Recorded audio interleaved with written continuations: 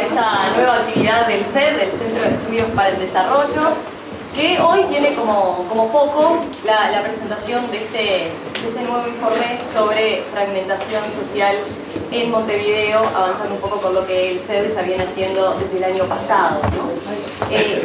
Y es un gusto, me parece, teniendo en cuenta que, bueno, estamos en un momento en el país en que estamos discutiendo el futuro de acá a 5 años, nos estamos imaginando como país, nos estamos planteando distintos temas que hacen a las políticas públicas y que hacen a la integración social. Y bueno, es bien importante que este tema esté arriba de la mesa, parece esencial, digamos, ¿no? No me quiero adelantar al trabajo que van a estar presentando y a las conclusiones que van a estar presentando tanto Agustín Iturralde como Leonardo Altman como autores del documento, pero sí señalar que me parece una observación bien atendible la que formulan, sobre la que quizás hemos reparado poco y hemos reflexionado poco. Y también me parece interesante, y me quedé con uno de los aspectos que ellos seguramente van a comentar, que es lo auspicioso de que los distintos partidos políticos hayan coincidido de alguna manera en el diagnóstico y en que estamos ante una nueva realidad desde el punto de vista de la integración social y a partir de ese diagnóstico, por lo menos, que tiene puntos de coincidencia, bueno, estén buscando por distintos caminos y atender a esta nueva realidad, ¿no? En los últimos años, básicamente, para los que todavía no conocen el informe, ellos lo van a presentar en detalle, pero para los que no lo conocen, lo que plantea es que en los últimos años, de forma muy sintética, en los últimos años hemos mejorado mucho en cuanto a algunos indicadores sociales y monetarios particularmente, pero esa brecha, cuando se va desde el punto de vista territorial a cómo han avanzado esos indicadores en la ciudad en particular, si bien en muchos casos se ha mejorado en distintas zonas, se ha agrandado la brecha, la diferencia entre cuánto ha mejorado un lugar y cuánto ha mejorado otros barrios los más vulnerables, ¿no? Lo que hace que esa brecha se amplíe y nos lleve a hablar de una nueva fragmentación y una mayor fragmentación social. Así que bueno, me parecía bien relevante el foco del estudio y sobre todo el plantearse de alguna manera también con qué herramientas y capacidades se debe dar respuesta a esta nueva realidad, ¿no? A este nuevo panorama que estamos enfrentando. ¿Cómo va a ser la dinámica? Brevemente, bueno, ahora Agustín y Leonardo van a presentar el informe y sus conclusiones. Luego vamos a tener la oportunidad de escuchar a Daniela Soldano, que como investigadora en temas urbanos en la Universidad General Sarmiento nos va a hacer un aporte bien interesante sobre algunos aprendizajes de las políticas públicas en el conurbano bonaerense. Y después tendremos otra instancia más de análisis y discusión política, escuchando a dos referentes, Fabiana Goyeneche del Frente Amplio y Martín Lema del Partido Nacional, que van a estar intercambiando sus puntos de vista sobre las conclusiones del informe, que ya pudieron acceder a él y leerlo, y también lo que son sus planteos en cada uno de los partidos. Vamos a dar paso ahora a Natalia Romero de la Fundación Konrad Adenauer, que nos va a decir unas breves palabras. Natalia. Súper breves, un agradecimiento a todos los presentes, un agradecimiento al equipo del CED, por supuesto, como siempre, de Leonardo Hernán, de Agustín, de todos ustedes. Hicimos una gran cantidad de actividades en el transcurso del año. Para nosotros es un gusto apoyarlos, lo saben, son amigos, así que muchísimas gracias por el tiempo que se parezca. A Daniela, gracias por estar en Chaco, por acompañarnos, así que ojalá nos sigamos encontrando en este camino. Y bueno, muchísimas gracias a todos por acompañarnos. Muchas gracias, Natalia. Bueno, vamos a dar paso ahora a los autores. Voy a presentar formalmente, ustedes ya los tienen conocidos, pero después Agustín Iturralde, director académico del CED, es licenciado en Economía por la Universidad de la República, es máster en Estudios Políticos aplicados por el Instituto Universitario Ortega y Gasset y máster en Political Economy of Place Development of London School of Economics. Y Leonardo Altman, que es investigador asociado de CED, arquitecto por la Universidad de la República y está finalizando su maestría en estudios urbanos en la Universidad Nacional General Sarmiento. Muchas gracias, Romina, muchas gracias a todos por estar acá, muchas gracias a la Fundación Konrad Adenauer por el apoyo de siempre para realizar estas actividades, a Fabiana, a Martín por haber aceptado gentilmente la invitación para venir. Para nosotros es importante el medio a pocos días, a pocas semanas de una elección nacional, tan trascendente contar también con la palabra y la visión de los partidos, y a Daniela, que se vino desde Argentina especialmente para darnos una visión de un tema que viene trabajando hace muchos años y que sin duda creo que va a ser uno de los puntos altos de la instancia de hoy. Yo sin mucho más voy a tratar de avanzar medio rápido para que no se nos vaya demasiado la hora. Me voy a poner el cronómetro acá para que Leonardo y yo tengamos claro si nos pasamos. Presentar un poco el trabajo que venimos haciendo, que es una segunda etapa de lo que presentamos el año pasado. El año pasado nos propusimos con Leonardo, que bueno, es la cabeza urbanística del equipo, que entiende bien del foco territorial, lo mío que es más del palo económico puro, tratar de entender, bueno, esta idea que estaba pasando en Uruguay, pero en particular en Montevideo, con estas cosas, estas variables que parecen que estaban divorciadas. ¿Cómo era posible que veíamos cosas sociales que eran aparentemente tan contradictorias? Entonces, bueno, la pregunta disparadora era un poco esto. Bueno, ¿es Montevideo realmente una ciudad más fragmentada? Esa era como la hipótesis de partida que nos planteábamos discutir. Y bueno, era en el terreno de la subjetividad, aparecieron una cantidad de actores, de referentes que venían desde alguna intuición y sin demasiados elementos objetivos, hablando de que algo estaba pasando. Simplemente recordado con alguna frase del politólogo Carbotinelli, del ex intendente Daniel Martínez, del ex presidente Mujica, del cardenal Sturla, que todos iban en la misma línea de, bueno, acá hay un problema de fragmentación social que tampoco lo explicaban concretamente a qué se referían o qué variables se podía ver, pero como que había un tema intuitivo del terreno de la subjetividad de que acá podíamos tener un problema. Y entonces nos planteamos lo primero, bueno, a ver, desde las ciencias, de la academia, de tratar de ver, ¿qué dicen los datos sobre esto? Esto es, simplemente, muchas veces nos encontramos con prejuicios que parecen sentido común, pero que los datos no lo respaldan. Y bueno, mirando un poco lo que ha pasado en Uruguay en los últimos años, efectivamente encontramos algunas cosas contradictorias. Lo más claro y rápido para repetir, bueno, obviamente Uruguay es un país mucho más rico ahora que hace algunos años. La expansión económica que tuvo Uruguay, ahora vamos a ver más el tiro un poquito más largo, pero sin duda a partir del año 2004, a partir de la salida de crisis del 2003, ya en el 2004 creciendo muy fuerte, implicó un crecimiento económico muy importante, pero también implicó una baja de la pobreza muy importante, también implicó, y no solo por el crecimiento económico, sino también por algunas otras políticas, una mejora en la distribución de la riqueza monetaria mejoró, no dramáticamente, pero sí significativamente, y a la vez teníamos algunas otras variables que, bueno, las que más nos llamaron la atención, la violencia, como en el mismo momento de esta expansión monetaria y mejora de indicadores sociales monetarios, teníamos un nivel de violencia récord que nos planteaban, bueno, en la situación con la que terminamos el año pasado, cuando tuvimos el año más violento de la historia del Uruguay. Esto es Inside Crime, es una organización que se dedica como a sistematizar los datos de crimen de toda la región, y vemos que Uruguay dejó de estar ni siquiera, lo clasifica por colores, en el color de los países más pacíficos de América Latina. El año pasado terminamos siendo el cuarto país más violento de Sudamérica. Es justo decir, Latinoamérica es la región más violenta del mundo, pero claramente nos agrupa con Costa Rica, con República Dominicana, y con un país más violento que Panamá, que Perú, que Bolivia, que Ecuador, que Argentina, que Chile. Entonces, bueno, nuevamente, como comentábamos, la idea era tratar de reconciliar estas cosas que aparentemente no lo eran. Y un poco, simplemente para los que quizás no siguieron lo que presentamos el año pasado, lo que encontramos es, bueno, a pesar de que los indicadores sociales monetarios eran muy claros de que la mejora extendida, en particular de vuelta, pobreza monetaria y desigualdad monetaria, o sea, no es que somos más desiguales, Pocitos, que Casaballe es más desigual ahora. En términos monetarios, la gente de Casaballe es un poco más parecida a la de Pocitos hoy que hace 12, 13 o 15 años. Pero cuando íbamos a otras variables no monetarias nos encontramos con realidades como esta. La más clara era el tema de las rapiñas por barrio. ¿Qué era lo que veíamos con las rapiñas por barrio? Bueno, hay un aumento de la violencia en toda la ciudad, pero en particular esa violencia empezó a concentrar muy fuertemente, un proceso que no era así en el año 2007, no era así en el año 2003, la concentración que tienen algunos barrios.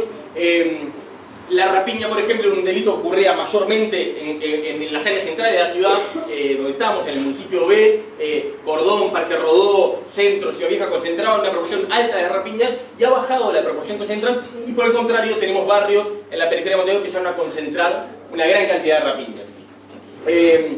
Cuando veíamos otras variables, el clima educativo de los hogares, veíamos que bueno, en este caso no había un empeoramiento, sino que había un mejoramiento en casi todos los barrios, pero el mejoramiento estaba mucho más concentrado en quienes ya estaban mejor, y bueno, habría una brecha cultural. La mejora que se daba en este caso, en casi todo Montevideo, era mucho más significativa en donde ya se estaba mejor, lo cual terminaba abriendo la brecha. Algo similar ocurría cuando veíamos alguna variable del empleo, personas que no aportan por el empleo principal del hogar. Bueno, lo mismo, hay una mejora general, pero mucho más concentrada en quienes ya están mejor. Y bueno, acá llegamos a la principal hipótesis del año pasado. La brecha sociocultural de la ciudad de Montevideo se amplió en plena bonanza a pesar de las mejores indicadores sociales y monetarios. Se rompe cualquier relación entre pobreza monetaria y criminalidad, eso era lo que aparecía más claro. Los ciudadanos de los distintos barrios parecería que se empiezan a parecer menos entre sí, no en cuanto a su ingreso, que de nuevo el ingreso se parece un poquito más ahora que antes, pero sí en otras variables socioculturales, en el clima educativo, en los tipos de empleo, y en particular lo que se desprendía de esto, bueno, la brecha económica sin duda es importante, pero bueno, hay otras brechas, la brecha educativa es una de ellas sin duda muy importante. Leo, ¿me decís cuánto voy para no...? 5, muchas gracias. Y acá, bueno, una posible explicación que introdujimos en el informe de este año, que nos parecía, bueno, ¿cómo es posible que eso se esté dando? Bueno, estuvimos trabajando y bueno, una posible explicación que me parece que tenemos que empezar a todos a tener al radar es que nuestra ciudad y nuestro país, en realidad hablamos de Montevideo porque es la gran zona urbana de nuestro país, pero es un proceso que muy probablemente lo estamos viendo en la mayoría de las zonas urbanas grandes de nuestro país, tiene perdedores de la modernización económica. ¿A qué nos referimos? Bueno, el Uruguay postdictadura tuvo una cantidad de reformas que fueron bien importantes y que generaron un consenso importante en el sistema político. La pobreza monetaria de nuestro país bajó básicamente en todos los gobiernos post-dictadura, excepto claramente en el de Jorge Valle en el periodo 2000-2005, donde subió significativamente, pero es una cosa que bajó bastante. La riqueza, el PBI per cápita, también aumentó en casi todos los periodos post-dictadura. El control económico, la estabilidad macroeconómica, el control de la inflación fue un logro también del Uruguay post-dictadura, que se empieza a reducir en los 90, pero sin duda se consolida y nos hemos acostumbrado saludablemente a inflaciones por debajo del 10%. Y el coeficiente de apertura, que es algo capaz que a los que no ven del palo económico es más extraño, pero básicamente es, bueno, ¿qué proporción de nuestra economía tiene contacto con el exterior, es exportaciones o importaciones?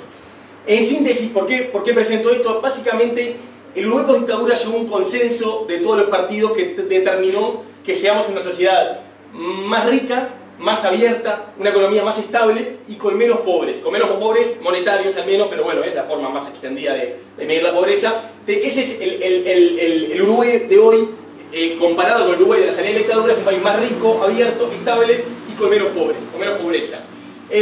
Pero al mismo tiempo, y por acá era una de las explicaciones posibles que queríamos ensayar, aparecen problemas para algunos ciudadanos y algunos sectores de la ciudadanía importantes, problemas de empleo. En los 90, que fue una década de crecimiento económico mayormente, fue una década también que se caracterizó por problemas del empleo, en particular el empleo de baja calificación, aumento y persistencia de los asentamientos que no han sido logrados ser revertidos significativamente en el mejor momento económico de nuestro país, el aumento de la violencia, a modo número sintético, no es de los últimos 10 años, es también desde la salida de la dictadura que tenemos un aumento de algo cercano a 2.000, 3.000 rapiñas por año, a los 20.000 que hubo en el 2017 o a los 30.000 que hubo en el 2018, pero bueno, vamos a suponer que el 2018 fue un año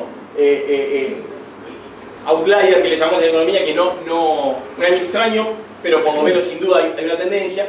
Y bueno, y el fracaso educativo también fue un periodo donde muchos países avanzaron mucho con sus sistemas educativos, y no fue el caso de Uruguay. Entonces, creemos que la modernización económica que vio el Uruguay fue muy favorable, que sin duda es parte de la explicación de que hayamos bajado la pobreza como la bajamos, de que hayamos aprovechado la bonanza económica como la aprovechamos, a diferencia, por ejemplo, de Argentina. Hubo un proceso de modernización económica importante, pero que puede haber tenido perdedores que tengan parte de la explicación. Ahora, sin más, lo voy a dejar a Leonardo, que va a ahondar en algunos de los otros elementos que presentamos en el informe de este año. que apuntan un poco más al tema de las propuestas, y en particular a las propuestas de los partidos para este tema, que como ya adelantó Romina, empezamos a ver un consenso bien importante, al menos en el diagnóstico, que es algo que no estaba para nada a la mesa hace 5, 6 o 7 años. Bueno, gracias Agustín. Gracias, buenas tardes. Continuando con esta presentación, un poco el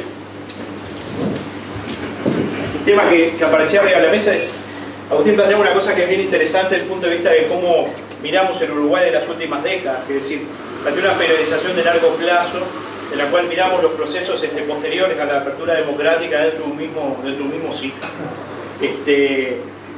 Sin embargo, en otra de las manifestaciones, en las lecturas que se hacen sobre los fenómenos sociales en el Uruguay, evidentemente hubo una ruptura posterior a la crisis desde el 2012 y particularmente desde el 2005, y un poco nosotros manejábamos esa hipótesis en el trabajo del año pasado, con esta nueva etapa de esta nueva pobreza urbana. Entonces es como el paso siguiente es pensar, bueno, si el país vive una nueva pobreza urbana, requiere nuevas estrategias desde el punto de vista de la política pública. O sea, las respuestas que se planteen en las plataformas y en las iniciativas, de alguna manera deberían o de alguna forma reflejar eso. Lo que encontramos es que es un tema que se transformó de agenda. Los principales, estudiamos las propuestas, las bases programáticas de los partidos políticos. No trabajamos sobre iniciativas puntuales que se han planteado en los últimos meses. Analizamos los documentos, las bases programáticas del Frente Amplio, el programa de gobierno del Partido Nacional y del Partido Independiente, y la propuesta del grupo mayoritario del Partido Colorado, pues no estaba aprobado el programa en el momento en que estamos trabajando el informe. De alguna forma lo que se ve que es esto: todos los partidos incorporan referencias a la fragmentación social, la nueva pobreza, los problemas de convivencia o enfoques territoriales.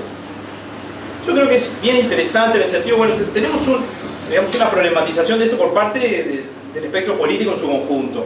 En el caso de cómo lo abordan los distintos partidos, sea en sus diagnósticos o en sus planteos de propuestas, en el caso del Frente Amplio trabaja como un hilo conductor lo que llaman el desafío de la integración y la inclusión. Ahí reconocen la desigualdad económica y la exclusión asumidas como una injusticia intolerable para el proyecto de la izquierda, el mayor problema de nuestra sociedad. Y acá hay un tema que es muy interesante. Se propone jerarquizar el MIES como coordinador de las políticas sociales, dejando atrás el enfoque que lo confina a la atención residual de la población vulnerable, y proponen un salto de calidad, mayores recursos y un rediseño, atendiendo a evitar las lógicas sectoriales.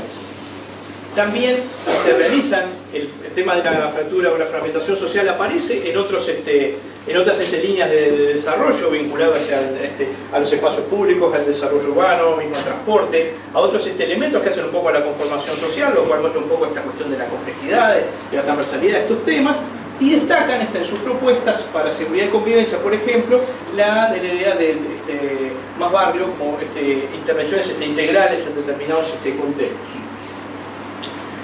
En el caso del Partido Nacional, hay un capítulo que también refiere a la integración social como tarea de todos. De alguna manera toman explícitamente esta idea de este desajuste entre el crecimiento económico y la fragmentación social. Dicen, bueno, tenemos un PBI de clase media a nivel mundial, pero nivel de exclusión, tasa de criminalidad, desigualdades educativas, etcétera. Situaciones de exclusión y fragmentación social tienden a consolidarse cuanto más duran. Esto es un tema interesante que aporta esto vinculado a la dimensión de lo temporal y a lo acumulativo de estos procesos. También hay una serie de lineamientos sobre las políticas en donde destaca la idea de tener un enfoque territorial también. El MIDES es observado con atención, considerando que ha fracasado en términos de integración social, de su población beneficiaria. También se habla un poco de reconfigurar un poco su rol en términos también como de articulación y plantear intervenciones focalizadas de impacto con varias políticas integradas en el territorio. El Partido Colorado también plantea el tema de la fractura social como parte del diagnóstico, violencia, delito, consumo de drogas, inseguridad. Muchos hogares superaban el umbral de la pobreza, a pesar de eso el tejido social se ha deteriorado, y plantear una solución multidimensional, plantear una serie de infraestructuras de servicios públicos de proximidad, plantear la referencia del modelo de Medellín en algunos aspectos, y bueno, y sobre todo esto de que si la fragmentación social no tiene una causa única, responde a distintos elementos, de alguna forma su solución es una combinación de varias iniciativas de distintos sectores. El Partido Independiente lo pone en el primer punto. Su primer punto del programa de gobierno es la integración social, y plantean también la fractura entre la mejora de ingresos y la integración. Ganamos más y nos tratamos peor cuando en el mundo cuando los mejores indicadores sociales y económicos se asocian con reducción de la violencia, hacen énfasis en la persistencia de los asentamientos, también caen en el MIDES adjudicándole este grave problema de gestión, institucionalidad y gobernanza, pero señalando que fue una muy buena iniciativa. Entonces, de toda esta lectura, que no implica desde el punto de vista de la interpretación que nosotros hacemos un análisis detallado en términos de instrumentos de política de esto, no es un análisis de cientistas políticos sobre los programas de gobierno, es una lectura y una búsqueda de algunas pistas que nos aporten a la respuesta que se puede dar a este proceso de la fractura social. Creemos que hay una nueva agenda para desigualdades y un consenso emergente. O sea, nosotros decíamos, mientras se redujo la pobreza y la desigualdad monetaria, en la fase de crecimiento del país, la brecha social y cultural, en el caso de Montevideo, por ejemplo, amplió. Entonces, acá hay unos puntos que son claros, es decir, la noción de problematizar que hay una nueva generación de desigualdades desvinculada, digamos, de leer el crecimiento económico de forma positiva en Uruguay, está presente en los distintos programas de gobierno. Nadie discute la pertinencia o la existencia del MIDES, pero sí queda claro el fin de un ciclo. Es decir, el Frente Amplio plantea jerarquizarlo como un órgano rector de políticas sociales, elevándole la condición que tiene actualmente. Los partidos de la oposición discuten su reconfiguración y su actuación en el territorio y plantean nuevos dispositivos. O sea, de alguna forma, este ciclo que hemos vivido del MIDES, de su creación hasta ahora, se plantea como que está cerrado de alguna forma y requiere otra etapa. Hay también un consenso de alguna forma en lo que es el enfoque territorial, en una diferenciación espacial y reconocer el entramado de actores. Hay una cuestión de estas ideas de las intervenciones de impacto, aparece en el caso del Frente cuando habla de intervención urbana integral, aparece en el caso del Partido Colorado cuando refieren a lo de Medellín, y aparece en el caso del Partido Nacional de alguna manera implícito cuando habla de estas operaciones de alto impacto. Y también creo que subyace la idea de mantener la cuestión de la integración social asociada a un mismo, como parte de un proyecto compartido de sociedad. Creo que eso es muy importante que los partidos lo valoren también, eso implícita o explícitamente está. La idea de que la integración social implica esta cuestión de sentirnos parte como sociedad.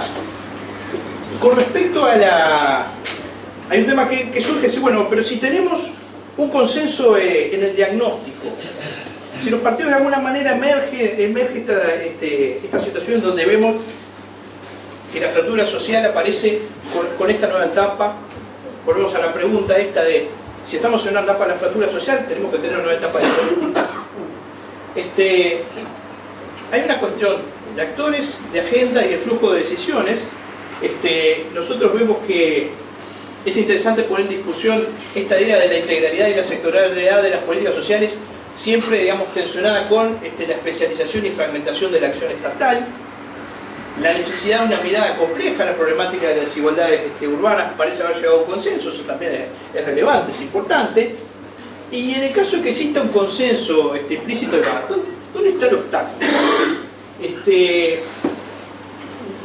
Acá un poco la idea esta de que es una compleja, de que se debe trabajar sin excluir a nadie, y no quería olvidarme de una cosa, perdón que lo voy a leer, porque es voy a usar me pasé cuando tenés el minuto. Ah, bien.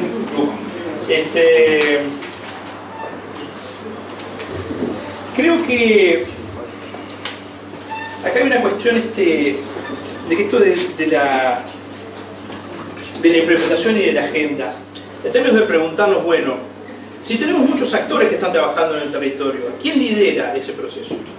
Porque si lo hablamos en términos de instrumentos de política, si hablamos que hay una definición de objetivos, una administración de recursos, una gestión de eso, en estas intervenciones complejas, muchos actores, muchos niveles de gobierno que trabajan con el territorio, ¿dónde se marca la agenda? ¿Quién lidera esos procesos? ¿Dónde están los recursos que se mueven ahí? Entonces, ¿dónde están los territorios que son prioritarios? ¿Dónde son las acciones clave? Creo que eso son los puntos que emergen un poco de, bueno, ¿dónde puede estar la discusión? Es muy interesante que podamos pasar a un estamento de discutir cómo lo vamos a implementar y dejar un poco de ver cuál es el problema. Creo que eso es sumamente interesante y muy valioso, y está bueno que emerja y hacerlo explícito de la propuesta de los partidos, porque es parte, creo que, del activo que tenemos como sociedad y del sistema también, de tener este diálogo y esta posibilidad de interactuar. Así que esto es lo que teníamos para decir por ahora. Muchas gracias. Daniela Soldano, que es investigadora de la Universidad Nacional de General Sarmiento y quien ha trabajado analizando, bueno, el impacto de las políticas sociales en el conurbano bonaerense. Bueno, igualmente, buenas tardes, buenas noches a todos. Agradezco al CED por la invitación, a Agustín, a Leonardo y a la Fundación Adenauer por permitirme estar acá con ustedes. Esta situación es un lujo, la celebro, digamos, del otro lado del charco no es muy común encontrar, se nos decía a los compañeros, reuniones en donde se discuta la pertinencia, el contenido de políticas públicas en base hacia consenso. La verdad que es un placer. Y además vengo como a traer las noticias del futuro, digamos. Es decir, el experimento argentino en el campo de la política. Espero que esas noticias no reflejen la experiencia uruguaya, ¿no? Ese es mi deseo. Argentina viene haciendo las cosas bastante mal en el campo de la política social, a pesar de algunos avances en la institucionalidad del bienestar. Tengo empezado a organizar esta reflexión y espero no abrumar-los a partir de algunas ideas de lo que yo entiendo es el problema de la fragmentación socioespacial, o sea, cómo dar cuenta de ese problema, cuáles son sus elementos, sus contenidos, para mí, relevantes, y luego presentarles un conjunto de reflexiones sobre lo que fue la experiencia argentina en materia de diseño e implementación de políticas sociales en este mismo periodo que traían los colegas, en donde de buena Argentina sale con indicadores muy distintos a los uruguayos, con una población más empobrecida, con una población con un núcleo duro de exclusión que anota el 30% o más de la población, o sea, un conjunto de argentinos que tienen escasas o nulas posibilidades de reinsertarse en los mecanismos de integración social tradicionales, me refiero al trabajo, y una sociedad que se ha informalizado, que se ha precarizado. Su mercado de empleo está en esa enorme y compleja zona gris, como dice Robert Castel, digamos, entre el empleo y el desempleo, ¿no? Entonces ese es un desafío central para el Estado, para lo que queda del Estado social en Argentina, que queda bastante, digo, porque acá de modo contraintuitivo también es importante reponer en la mesa que la institucionalidad del bienestar no se desarticula ni se desarma, sino que lo que pasa es que tienen menos posibilidades de contestar y de responder a una cuestión social tan compleja, ¿sí? Pero la arquitectura del bienestar, al igual que en Uruguay, digamos, si bien en Argentina recibió los embates de una reforma del Estado mucho más fuerte en los años del ajuste, no quedó desmantelada, que eso es una idea, digamos, de sentido común que más bien perturba, que despeja la comprensión de lo que ha pasado.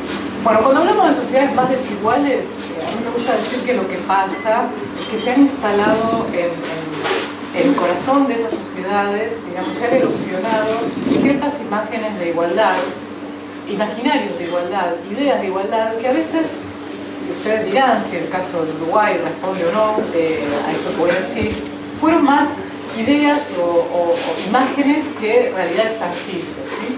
Cuando uno piensa la igualdad efectivamente conquistada o construida en la sociedad argentina, se encuentra más bien no con una ciudadanía igualitaria, es decir, modos de pertenecer al Estado-Nación, modos de sentirse parte del orden social y del orden urbano o del orden rural, dependiendo de uno residiera, fuertemente marcados por agudos contrastes. Es decir, la sociedad argentina fue más bien, como dice un sociólogo importante de mi país, que es Gabriel Kessler, una sociedad abierta a la integración, a la inclusión de distintos grupos, como también lo fue la uruguaya, pero no una sociedad que integrara en esa apertura necesariamente. Entonces, realmente la idea de una sociedad cohesionada en igualdad, o sea, coagulada en condiciones de igualdad, también ha empezado a ser revisada. En realidad hubo una ciudadanía altamente fragmentada, esa fue la ciudadanía argentina, fragmentada en los modos en los que los distintos grupos sociales se incluían al trabajo formal y recibían las protecciones asociadas a ese trabajo formal. Entonces, esa imagen de la ciudadanía que perdimos y de la sociedad cohesionada que perdimos también ha sido fuertemente discutida en los últimos años en la academia y en el ámbito político. Entonces, primer elemento, desarmar esa representación de un pasado que no fue tal, porque eso el día nos mete en callejones, ¿sí? Mejor convivir con la igualdad que efectivamente supimos construir, para no pensar en esa imagen como mítica, ¿no? Idealizada de un pasado, como dice la canción de Sabina, digamos, no hay nostalgia peor que añorar lo que nunca jamás sucedió, ¿no? Porque eso es un problema para la gestión pública. ¿Esto significa renunciar a construir la igualdad? No, nada que ver, pero significa poner los elementos acá economistas, urbanistas, cómo fue la sociedad, por ejemplo, uruguaya en condiciones de su igualdad sociourbana en ese pasado, ¿no? Para poder plantearse buenas estrategias de reconstrucción. Lo segundo que quiero plantear es que entonces, cuando incorporamos el factor territorial al problema de la desigualdad y de la igualdad, lo que nos encontramos es que nuestras sociedades han tenido un fuerte proceso de territorialización de las relaciones sociales. Si hoy es inevitable mirar el territorio, si antes podíamos hacernos los tontos, digamos, o en el momento de la construcción de nuestros estados de bienestar, las intervenciones sobre el territorio tenían como una idea del territorio como dato, como un territorio homogéneo. Bueno, yo iba y ponía servicios sociales universales, educativos, sanitarios, ponía servicios de transporte, pero el factor territorial de eso no era necesariamente tenido en cuenta en la planificación, ¿sí? A mí me gusta decir que en los años del estado de bienestar el territorio era un dato, el territorio era un dato de la realidad, sobre él se implementaban políticas. Esto va a cambiar, ¿no? En los años de la reforma social y de la focalización, como voy a decir en un rato, y todavía más en los años de la integralidad. Cuando la cuestión social se territorializa, lo que pasa es que, obviamente, en el orden urbano, estas desigualdades o estas diferencias o estas asimetrías se plantean todo el tiempo y se instalan en la vida cotidiana. Entonces, ¿qué es lo que quizá le está pasando a la sociedad uruguaya? Que Argentina tiene bastante experiencia en esto. Se han enquistado, digamos, categorías, que suele decirse, que producen y reproducen la desigualdad en las interacciones de la vida cotidiana, ¿no? Pero las políticas públicas son funcionales a esas categorías o esas marcas o esas formas de tratarnos entre nosotros. ¿Por qué? Cuando localiza, por ejemplo, la obra pública siempre en el mismo lugar, ¿no? Cuando focaliza un barrio vulnerable e interviene sobre él, como recortando lo de la trama urbana, del tejido urbano, para poner en él recursos que no pone en los barrios colindantes. Cuando interviene por omisión, por desprotección, por desprovisión. Es decir, cada vez que el Estado actúa, en general refuerza barreras, refuerza procesos de decisión y de aislamiento de los residentes. Digo, estoy pensando en la experiencia argentina, ¿no? El problema es cuando el sentido común incorpora esa frontera, esas fracturas, y trata a los otros en los mismos términos. Son los del barrio tal, ¿sí? Que reciben tales prestaciones, son hablo de categorías cargadas de prejuicio de mi país, son los chorros, son los cartoneros, ¿no? Son los negros, son los villeros, ¿sí? Son los que viven de las ayudas sociales, los planeros, ¿no? Pero ese reforzamiento entre el discurso del Estado y el del sentido común reproduce la desigualdad, ¿no? Es decir, emula, copia los modelos que producen la desigualdad en otros ámbitos y los trae a la escuela, al centro de salud, al hospital, etc. Y esa ida y vuelta de las formas en las que las personas se tratan entre sí y las formas en las que el Estado categoriza a las poblaciones a las que atiende, asiste o sirve, generan un círculo, una tormenta perfecta para la reproducción de la desigualdad. Entonces, cuando pensamos en políticas sociales, tenemos que tratar de, y esto es más difícil, desenganchar este proceso de retroalimentación perversa, a mi modo de ver, entre los modos en los que intervenimos sobre la cuestión social, urbana, y los modos en que los sujetos se piensan a sí mismos en esa intervención, ¿sí? Y piensan a los demás. Entonces acá viene un elemento sí, bien cultural, bien simbólico y de construcción de ciudadanía que está en un nivel diferente al urbano o al económico y que tiene que ver con los procesos de la subjetividad y de la construcción de comunidades, ¿no? De las polis, nuestras nuevas polis. Bueno, por eso es que, y acá tomo a referentes uruguayos, como en Katzmann, ¿no? O en brasileños, toda la línea de Queiroz de Ribeiro que se conocen.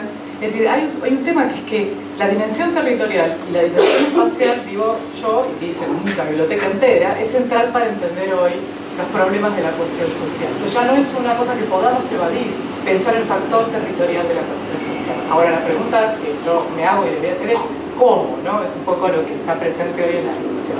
Es decir, ¿cómo intervenir con la cuestión sociourbana que nos muestra una sociedad atravesada por la fragmentación social y espacial?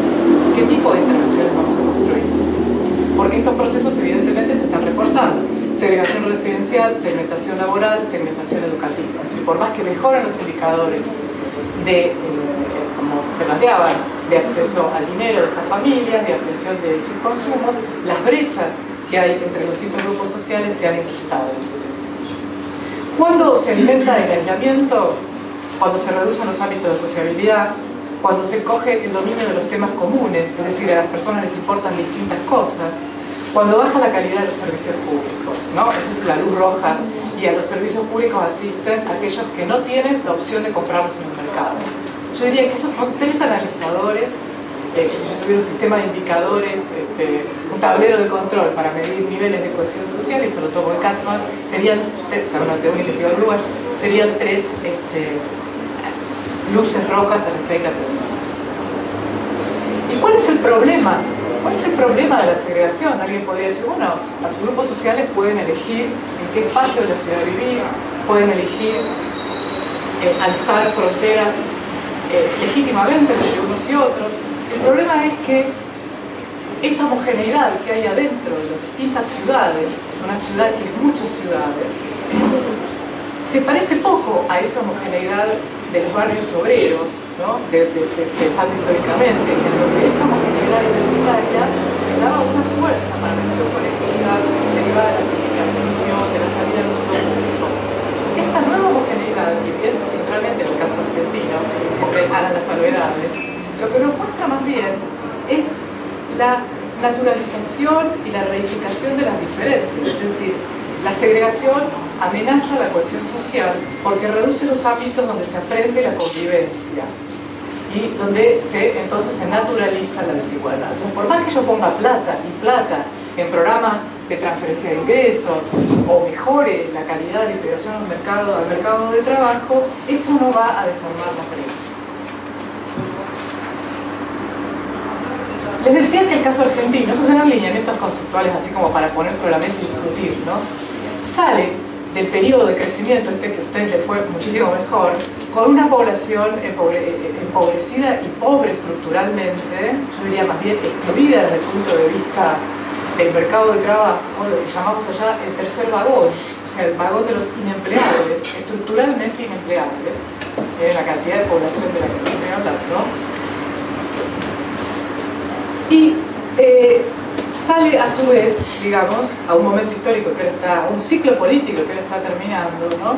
Trayendo al presente una cantidad de deudas y asignaturas pendientes importantes. Pero sobre todo trae, ¿no?, el periodo post-crisis, a 2003-2004, un momento de mejora de los indicadores macroeconómicos, que, como digo, no morigera la desigualdad y no morigera la pobreza. Esto es una discusión que no voy a venir a dar aquí para ustedes. En Argentina es imposible hacer este planteo que acabo de hacer sin que se arme literalmente un debate acá, pero acá me puedo dar el lujo de decirlo y ponerlo en un costado de la mesa, ¿sí? Tenemos dificultades para evaluar, tenemos una ruptura de la estadística oficial, es decir, problemas, yo no les puedo traer datos confiables a esta mesa respecto de ese legado y del presente, ¿sí? Esa es la realidad. Pero cuando pasa esto, en el año 2004, el gobierno que sale de esa crisis encuentra también que el campo de la política social viene con una experiencia que paso ahora a relatarles, de años de trabajo en los territorios relegados, en los territorios en donde la cuestión social era una emergencia, es decir, donde uno piensa que es necesario ir y apagar incendios, lo que entendemos en general como política asistencial o política que intenta, digamos, mitigar los problemas de la alta vulnerabilidad, sale sabiendo que la focalización, que fue la herramienta que implementó en los años 90, tuvo impactos grandes en 3 niveles. El primero fue en el nivel territorial. La focalización generó una retroalimentación perversa con las dinámicas más estructurales de la cuestión social y de la fragmentación socioespacial. Consolidó el repliegue de ciertos territorios, el aislamiento, ¿sí? Armó algo que nosotros llamamos barrios bajo planes, territorios asistidos, ¿sí? Quizás por primera vez el Estado aparecía en la barriada del Gran Buenos Aires, lo pongo entre comillas porque el Estado siempre está, haga o no haga, ustedes lo saben, pero digamos, apareció por primera vez a traer cosas, a directamente generar un diluvio de recursos. Me estoy refiriendo a programas asistenciales, alimentarios, sociosanitarios, de empleo, de hábitat, mejoramiento de vivienda, todo. La gente recibe eso, estructura sus vidas en función de sus recursos y arma lo que nosotros vamos a llamar carreras de asistencia. No lo hagan, no hagan eso, ¿no? Es decir, no traten a las poblaciones en esos términos, porque desarmar esas trayectorias es tremendamente difícil, lo que hablaba recién, ¿no? La relación entre la política y el sentido común. En segundo lugar, constituyó un verdadero modelo de socialización para estas poblaciones pobres urbanas relegadas. Porque, como dije recién, en detrimento de otros sostenes de la identidad, la gente se empezó a pensar a sí misma en términos de esas multiayudas. Que, insisto, ¿eran necesarias? Sí. ¿Es posible no hacerlo? No. El tema es cómo lo hacemos en el campo de la política social. ¿En qué términos nos relacionamos con los beneficiarios? Construimos los sujetos de derecho, etc. Una asistencialización que tuvo también, así lo decimos, en tercer lugar, no solo efectos entonces a nivel territorial de mayor aislamiento y segregación, porque no reconectó al tejido urbano en sus territorios, menos al tejido social, sin duda, un impacto subjetivo porque generó modelos, carreras, biografías de asistencia en esas biografías que ya eran, lo dijiste vos, Leonardo, biografías de riesgo, ¿no? Y lo que se llama ahora biografías que se explican por la acumulación de desventajas. Otro dato muy interesante del presente que tener en cuenta de la política pública, porque acumulan años de vulnerabilidad y de exclusión. Entonces el Estado no puede hablarle a las familias como si los conociera y los viera por primera vez. Eso es otro error terrible, ¿no? Es decir, como esa película de esta que todo el tiempo olvida lo que le pasa, como el día de la marmota. Si yo no puedo hablar de una familia que viene recibiendo hace 20 años o 30 años y viene relacionándose con el sistema asistencial, a traerle la novedad, por ejemplo, de un nuevo programa de economía social o de microemprendimiento, de cooperativismo, ¿no? Cuando fracasó ya 1000 veces en una experiencia así. Entonces, la dimensión temporal del problema para los gestores de política pública es clave. Está muy poco trabajado. ¿Cómo conciliar el tiempo de la política social con el tiempo biográfico? Que los tiempos de las políticas no son los tiempos de las personas. No solo, sé que ya lo sabemos, pero cómo hacemos políticas que tomen en cuenta esta temporalidad en los tiempos. Y el tercer nivel de impacto, en el caso argentino, de ese modelo asistencial focalizado, fue el de la exacerbación del clientelismo político y lo que entendemos como un impacto micropolítico. Los programas asistenciales fueron, digamos, el principal elemento para la acumulación de poder y de capital político en los barrios y de subalternización de los sectores populares. Digo, esto no construye una ciudadanía de ninguna manera, es decir, no vamos a hablar acá, podría ser motivo de otro seminario. Uruguay también es un caso testigo de experiencias muy interesantes de otras formas de vínculos políticos. Ustedes saben que son la tacita de plata, digamos, de un montón de estas cuestiones. Argentina es el ejemplo, el laboratorio de toda la forma de manipulación, clientelización, subalternización, cooptación de los sectores populares con recursos del Estado. Y eso no es algo que se pueda revertir en un ciclo político, son temas profundamente arraigados en las tradiciones, en los entramados, en la cultura popular, etc. Bueno, yo les dije que se iba a abrumar, así sale con ese modelo Alicia Kirchner, ministra de Desarrollo Social de Néstor Kirchner, con ese legado, rearma la política social a nivel nacional a partir de 3 líneas de acción. Pone en el centro de la escena la revitalización del empleo, lo que llamamos una matriz de política social mercado de trabajo céntrica, perdón. Y dice registro del empleo, empleo doméstico, ¿sí? Bajar la informalidad y sumar gente, capacitar mano de obra. Una estrategia con muy buenas intenciones. Podríamos evaluar hasta qué punto eso logró o no logró los resultados esperados. Pero ahí está. La otra línea fue la línea de, quizá ustedes conocen, fomentar la economía social, alentando un programa que fue emblemático en el país llamado Argentina Trabaja. Ese programa era un programa que venía de una larga tradición de programas que organizan a los sectores populares en cooperativas de trabajo y hace con eso lo que puede. En general, estos programas de economía popular, solidario y social se enfrentan con un montón de restricciones porque esperamos que los microemprendimientos sobrevivan al mar del desastre, el capitalismo salvaje, digamos, y los problemas de la sostenibilidad de eso, ustedes que se trabajan en esa línea saben, no se maneja por las capacidades de los emprendedores, sino porque el Estado pueda mover el nivel de las reglas de juego en la que funcionan los emprendimientos, es decir, en el nivel, como diríamos, organizacional, en el nivel de los mercados. Otro gran debate, lo pongo acá, si quieren lo charlamos. Efecto de la Argentina Trabaja y de esa línea, bajo a nulo. Bajo a nulo, con un montón de expectativas sociales de nuevo malgastadas, desgastadas, frustraciones, etc. Yo evalúo ese tipo de proyectos socioproductivos, así que hay tela para cortar.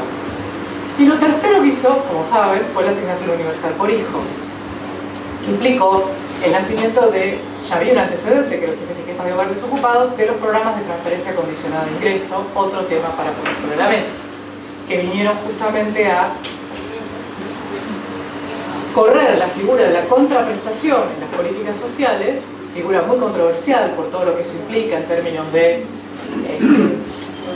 coacción, en términos de manipulación, de exigencias de prácticas semilaborales, ¿no? Por condicionalidades que tienen que ver con cumplir, digamos, un calendario de vacunación y enviar a los chicos a escuela.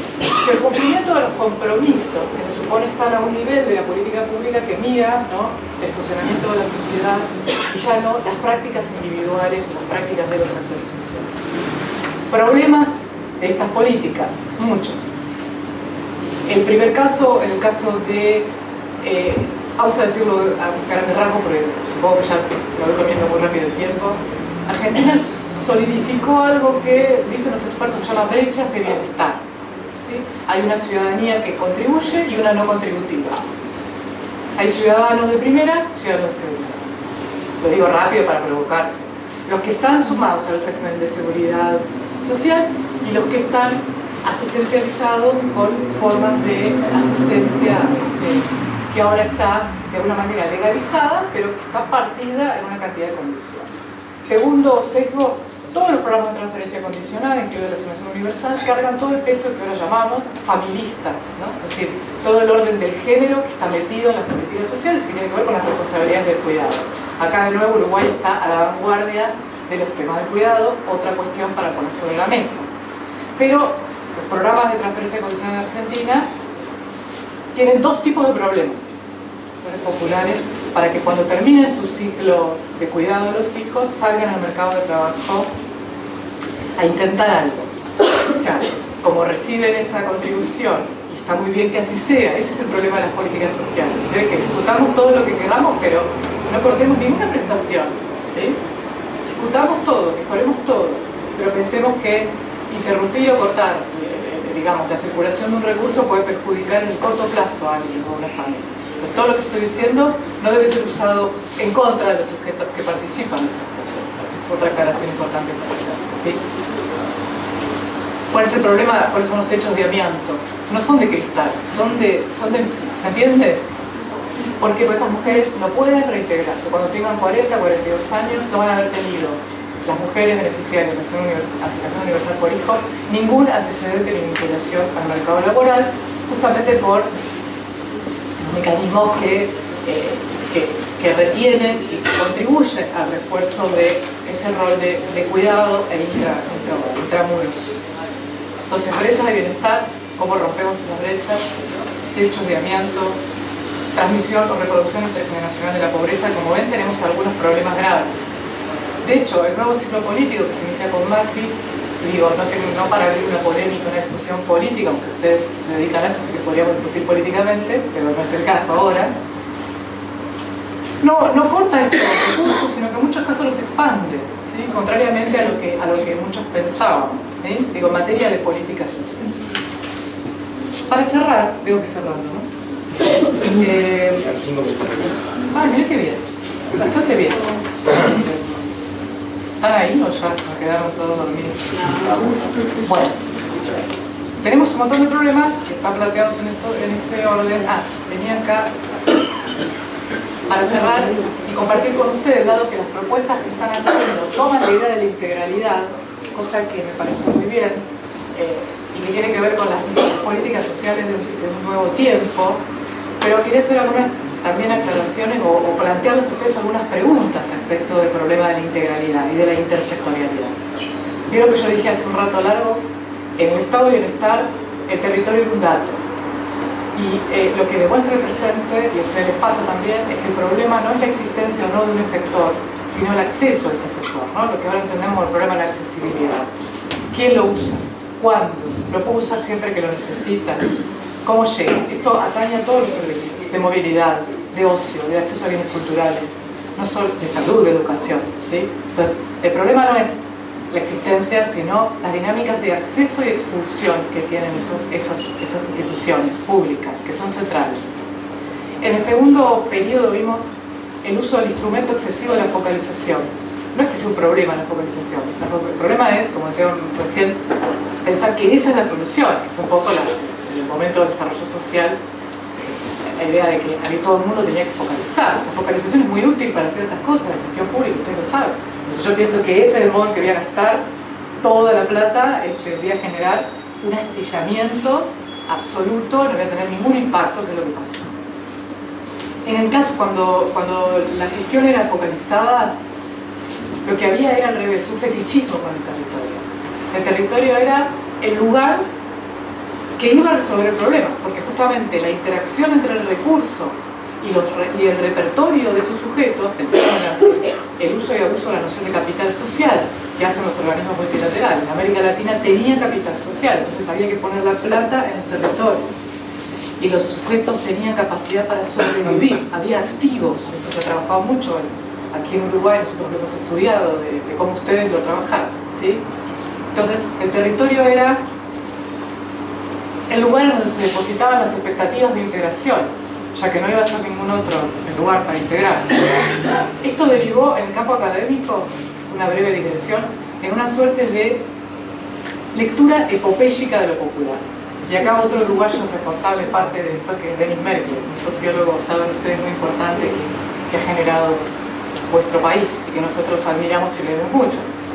El concepto de politicidad en Denis Merkel y todo el trabajo que él ha hecho para mirar la realidad argentina y europea, puso el territorio en primer plano.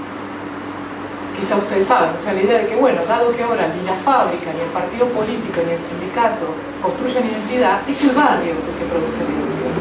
Eso Argentina lo proyectó exponencialmente con los movimientos de trabajadores desocupados, los nuevos sujetos de acción colectiva que tienen una inscripción territorial. Libros emblemáticos, ¿no? Entre la ruta y el barrio, etc. Maristeles Barpa. Yo siempre fui más crítica respecto de esto, ¿no?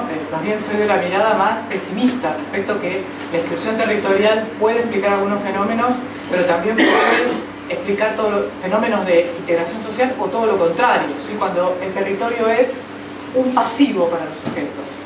Es un capital social, capital espacial negativo, es decir, vivir ahí genera un problema, es un estigma, no es un activo. Ahí sigue otra línea, los mexicanos trabajan mucho este tema y dicen, ¿no? Ojo, ¿no? Cuando el efecto barrio tiene un impacto negativo o de compleja gestión por parte de los sujetos que tienen que no decir dónde viven, ¿sí? No decir cuánto tardan en llegar a un puesto de trabajo porque viven en la periferia, es decir, cuando el territorio es un pasivo. Entonces las dos cosas, puede ser una fuente de poder social y puede ser también pasivo, cuando tomamos muy en cuenta ese factor al gestionar políticas. Y en tercer lugar, y ahora cierro, en la era de la integralidad, esto que ustedes plantean como políticas que intersecten o que atraviesan sectores, que toman hacer políticas que sientan actores centrales de las distintas secretarías para desarrollar líneas de trabajo integrales en el territorio. En Argentina hubo algunas experiencias, ahora yo estoy trabajando en Santa Fe, el caso santafesino es elocuente de políticas integrales interesantes, pero también es muy loco porque el tema de la integralidad, fíjense, viene después de un momento, por ejemplo en el caso argentino, en el que la política social intentó, justamente durante el kirchnerismo, desterritorializarse, porque justamente volver a reponer el lugar del trabajo asalariado como el espacio, la práctica de la integración social, desterritorializaba, desconectaba al sujeto de su territorio de vida. Sean trabajadores, sean ciudadanos. Y la política social nacional llega hasta ahí, porque el problema de la integralidad es la escala. Entonces Montevideo sí puede implementar políticas integrales a escala ciudadana. Pero Santa Fe también, por ahí donde yo les digo, ¿no? Una provincia argentina importante, ¿no? Buenos Aires no, de ninguna manera. Es decir, que un régimen federal o un sistema político como el argentino, digamos, cruje cuando uno intenta pensar en un nuevo paradigma de integración. Luces y sombras de la integralidad. Sombras, seamos por lo malo, suele ser bastante inelástica la agenda de las áreas del Estado para generar planes de acción compartidos. Pero eso no debe ser una limitante, ¿no?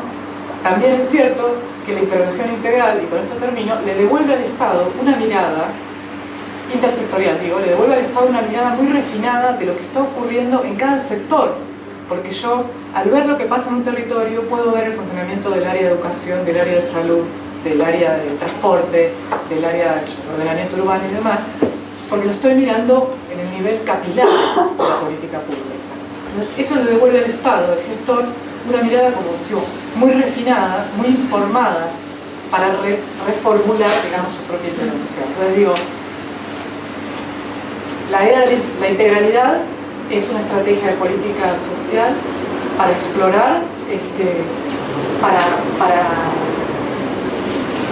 para experimentar, lo digo con el respeto con el que traté de explicar que siempre estamos tratando con personas, con ciudadanos, y que hay que tener en cuenta que todo lo que hacemos, digamos, le da forma a la vida social y le da forma a la vida de las ciudades. Bueno, muchas gracias y disculpen.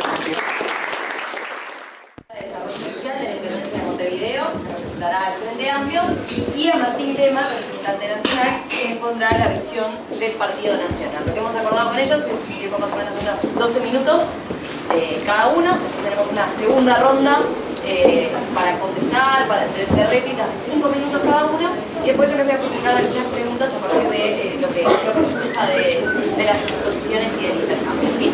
Comencemos con Fabiana. Bueno, muy buenas tardes.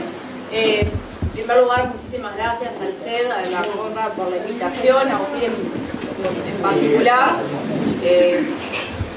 Yo me voy a pasar un poco de atrevida comentando un poco los informes que se hicieron recién, en primer lugar porque soy abogada de profesión, así que en las ciencias sociales lo que tengo es experiencia en la discusión de la política pública, no desde lo académico, pero bueno, me parecía más que interesante y que importante al aporte y sobre todo al fundamento de algunas de las propuestas programáticas, hacer algunas apreciaciones sobre lo que se estuvo compartiendo acá, sobre todo porque hay mucho en común, creo, con los datos que hemos podido recoger, por ejemplo, específicamente de la ciudad de Montevideo, de lo que viene ocurriendo y está ocurriendo en Montevideo. Yo cuando empecé a leer el adelanto del informe que Agustín nos facilitó para preparar la venida, una de las primeras preguntas que me surgieron fue especialmente sobre el punto de partida del cual se estaba arrancando, porque se planteaba a ver si estábamos en una sociedad más fragmentada, y no pude evitar preguntarme más fragmentada que cuándo, ¿no? O más fragmentada que qué, cuál es la línea de base de la que estamos partiendo y a qué le llamamos específicamente fragmentación.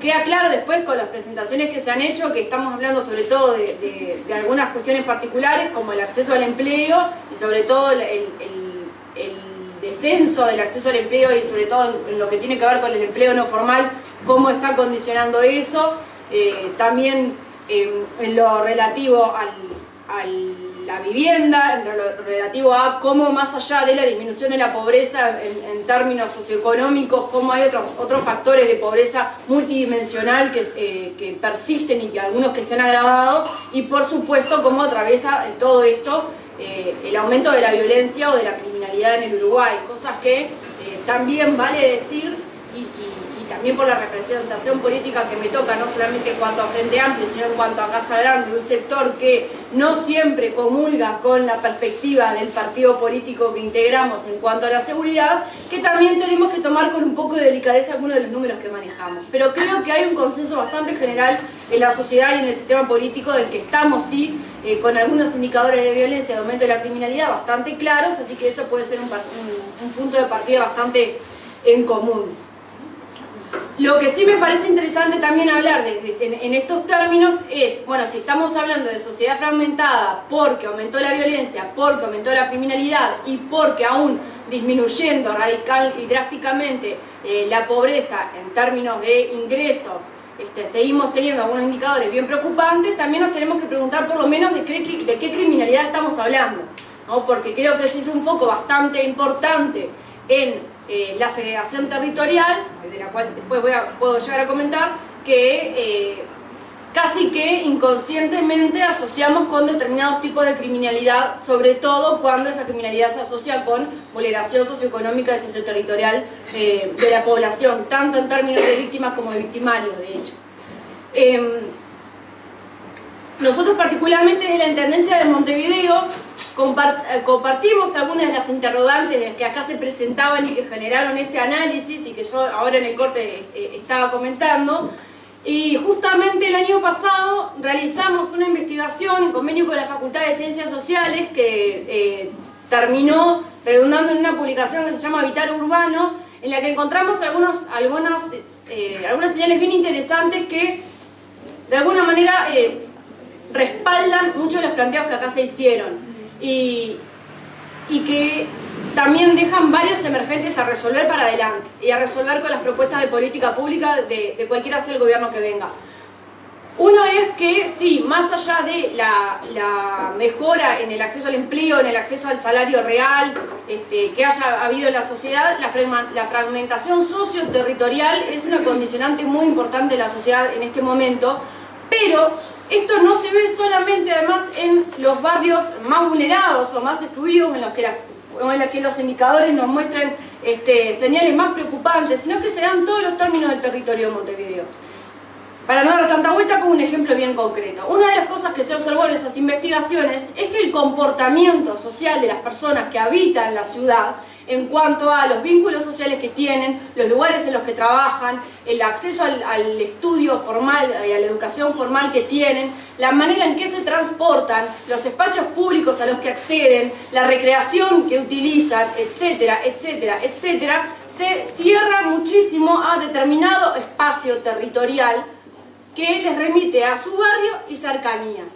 Y esto se puede ver gráficamente, drásticamente, tanto en el barrio Morro como en el centro de Carrasco. Es decir, los mismos comportamientos, y pongo dos territorios de Montevideo que son en el imaginario colectivo casi como una antítesis en muchos términos, sobre todo cuando hablamos de indicadores socioeconómicos, para ver que la sociedad convive también habitando la ciudad de manera bastante compartimentada y fragmentada, a tal grado que muchas personas que han habitado uno de estos barrios nunca pisaron el otro. Y eso me parece que es interesante al momento del punto de partida al que estaba arrancando, es, bueno, ¿a qué nos referimos con sociedad fragmentada y cómo esto incide después en las políticas sociales que podamos llegar a aplicar? Pero tenemos algunas cuestiones bastante claras en cómo esto afecta la vida de la gente. Y es que sigue siendo algo bastante claro y respaldado que aquellos barrios en los que hay peores niveles de ingresos, hay también otros indicadores bastante preocupantes, como que es donde hay mayor tasa de embarazo adolescente, hay mayores niveles de empleo informal, además de desempleo también, hay mayor cantidad de personas en situación de discapacidad, y esto nos animamos a especular que también tiene que ver con las condiciones de vida en que se desarrollan las personas y cómo esto afecta su desarrollo y por eso su posibilidad de movilidad, de desarrollo intelectual, de alimentación saludable, etc. Y un montón de otras situaciones más. Es decir, que al día de hoy habitar en Montevideo, en un barrio que esté en peores condiciones socioeconómicas, trae también otras vulneraciones de esta pobreza estructural de la que estábamos hablando, ¿no? O sea, estar en un barrio pobre, hablando en criollo, no solamente hace que tengas más probabilidades de que seas más pobre, sino también de tener más dificultades de conseguir empleo, más dificultades de acceder al estudio, más dificultades de transportarte, más probabilidades de estar en situación de discapacidad y esto de situación de discapacidad es porque también no tiene que ver solamente con la persona en sí misma, sino con el espacio que la rodea y con las barreras que el espacio en el que se mueve le implican para desplazarse y para acceder a un montón de cosas. Y esto deja en evidencia algunas de las interrogantes que acá ya se plantearon de, bueno, cómo sortear estas situaciones cuando una de las primeras cosas que nos proponíamos hacer era mejorar los niveles de ingresos y disminuir la pobreza, y ahora resulta que disminuyendo la pobreza estos indicadores empiezan a mostrarnos otro tipo de cosas y otro tipo de vulnerabilidades que todavía no se han resuelto. De los emergentes de estas investigaciones, nosotros en el programa de Frente Amplio tenemos 3 propuestas que a mí me gustaba particularmente compartir. Sin antes hacer una salvedad que me parece que también es importante por las políticas públicas que se proponen señalar. Y es que no podemos dejar de lado, así como reconocemos que la pobreza en términos de ingresos no es lo único que condiciona las posibilidades de vida de las personas, los ejes estructurantes de la desigualdad. No podemos pensar en cómo no hemos resuelto determinados problemas y situaciones de desigualdad sin pensar en términos de cómo condiciona esa desigualdad el género, la raza, la etnia, la edad, las generaciones, la situación de discapacidad o la orientación sexual y la identidad de género. Pero sobre todo, la clase, la raza, la etnia y el género son incluso reconocidos por CEPAL y en términos sociales 3 ejes estructurantes que van a determinar también que incluso bajo los mismos ingresos las personas tengan las mismas, más o menos posibilidades de acceder al mismo estilo de vida. Teniendo esto en cuenta, pasando a propuestas. Una que acá se mencionaba y a mí me parecía muy importante traer a colación porque también es, y seguramente Martín va a incorporar eso también a su propuesta porque ambos partidos en su programa hacen un énfasis muy fuerte, tiene que ver con el Ministerio de Desarrollo Social. Y acá primero una apreciación y después la propuesta. La apreciación es que nosotros creemos que una de las dificultades, si se quiere, va a llamar a sortear cuando se habla sobre todo de qué política social se necesita o de qué propuesta o alternativa se necesita para sortear la desigualdad estructural o para mejorar esta sociedad fragmentada en la que estamos, es que no podemos pensar en Ministerio de Desarrollo Social es igual a políticas sociales o políticas sociales es igual a Ministerio de Desarrollo Social. Y en esos términos está pensado también, y trabajó la Comisión Nacional de Programa cuando habló de jerarquizar el Ministerio de Desarrollo Social. El Ministerio de Desarrollo Social surge y fue aprobado incluso por voto de diversos partidos políticos cuando se entiende que hay una emergencia social por la profunda situación de pobreza que estaba atravesando el Uruguay, que tenía altísimo número de personas en situación de pobreza, de personas en indigencia, y que había que responder ante esa situación de emergencia con una institucionalidad que tuviese la fortaleza de la capacidad de respuesta para abordar esa situación. Pasada, sorteada esa situación y sobre todo resuelto en buenos términos esas condicionantes, lo cierto es que el Ministerio de Desarrollo Social se ha encargado de aplicar una parcialidad de la política pública que aborda las situaciones sociales y que aborda las situaciones de vulnerabilidad. ¿A qué me refiero? Acá, y nosotros compartimos, estuvo claramente planteado que el acceso al trabajo y al trabajo decente y a un salario real digno es una política básica para mejorar estas condiciones de desigualdad. Nosotros no podemos pensar en mejorar una situación de una sociedad fragmentada o en mejorar el acceso o la situación de desigualdad social sin pensar en políticas de empleo. Y si bien el Ministerio de Desarrollo Social y en los 3 niveles de gobierno, las áreas que trabajamos políticas sociales, trabajamos, por ejemplo, en economía social y solidaria, trabajamos en lo que tiene que ver con el empleo protegido, la rectoría del acceso al empleo hasta el día de hoy la tiene el Ministerio de Trabajo. Hablamos, eso es a modo de ejemplo, pero podemos decir lo mismo del acceso a la educación, del acceso a la salud. Es decir, es importante también reconocerlo porque lo que tiene que ver con mejorar la institucionalidad o fortalecer la institucionalidad del Ministerio de Desarrollo Social, más allá del organismo en sí mismo, tiene que ver con mejorar todo esto que se estuvo hablando desde el principio de la intersectorialidad o no intersectorialidad, la interinstitucionalidad o no interinstitucionalidad, es decir, cómo se coordinan las políticas sociales a nivel de todo el entramado del Estado. Nosotros tenemos una experiencia interesante de la Intendencia de Montevideo que venimos aplicando, que es la planificación y la gestión por proyecto y por programa, más que por lo que vendría a ser por inciso a nivel nacional, y nos parece que esa es una ruta bien interesante a seguir en ese sentido. Voy a 2 propuestas más porque ya me están señalando el tiempo. En segundo lugar, otra propuesta que nos parece un eje esencial y que acá se nombró es el Plan Más Barrios. El Plan Más Barrios, para que a ustedes les suene más conocido, una de las inspiraciones que tuvo es el Plan 7 Zonas, que tiene que ver con pensar el derecho a la ciudad y en torno al derecho a la ciudad, el derecho a la vivienda, pero el derecho al acceso al saneamiento, al agua, al transporte público, a la educación, al espacio público y pensar todo de manera integral. No solamente para ponerle un techo a la cabeza a las personas, sino para saber que para que esas personas tengan el acceso a la vivienda, bueno, una vivienda implica también tener todos esos servicios y todo ese despliegue de ciudad alrededor. Cosa con la que trabajamos, pero que, y esto me parece importante señalarlo, y el Plan 7 Zonas también es una buena evidencia de eso, implica otra forma de planificación, otra forma de pensar la ciudad y también otra proyección presupuestal.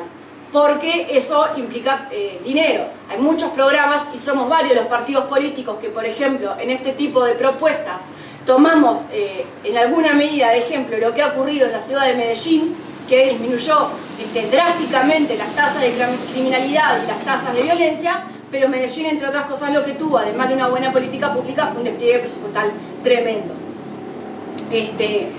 Y por otro lado, y por último, la transformación del trabajo. Creo que acá quedó bastante en evidencia que el empleo informal y la falta de acceso al empleo son quizá de las grandes claves para responder a estas situaciones de desigualdad.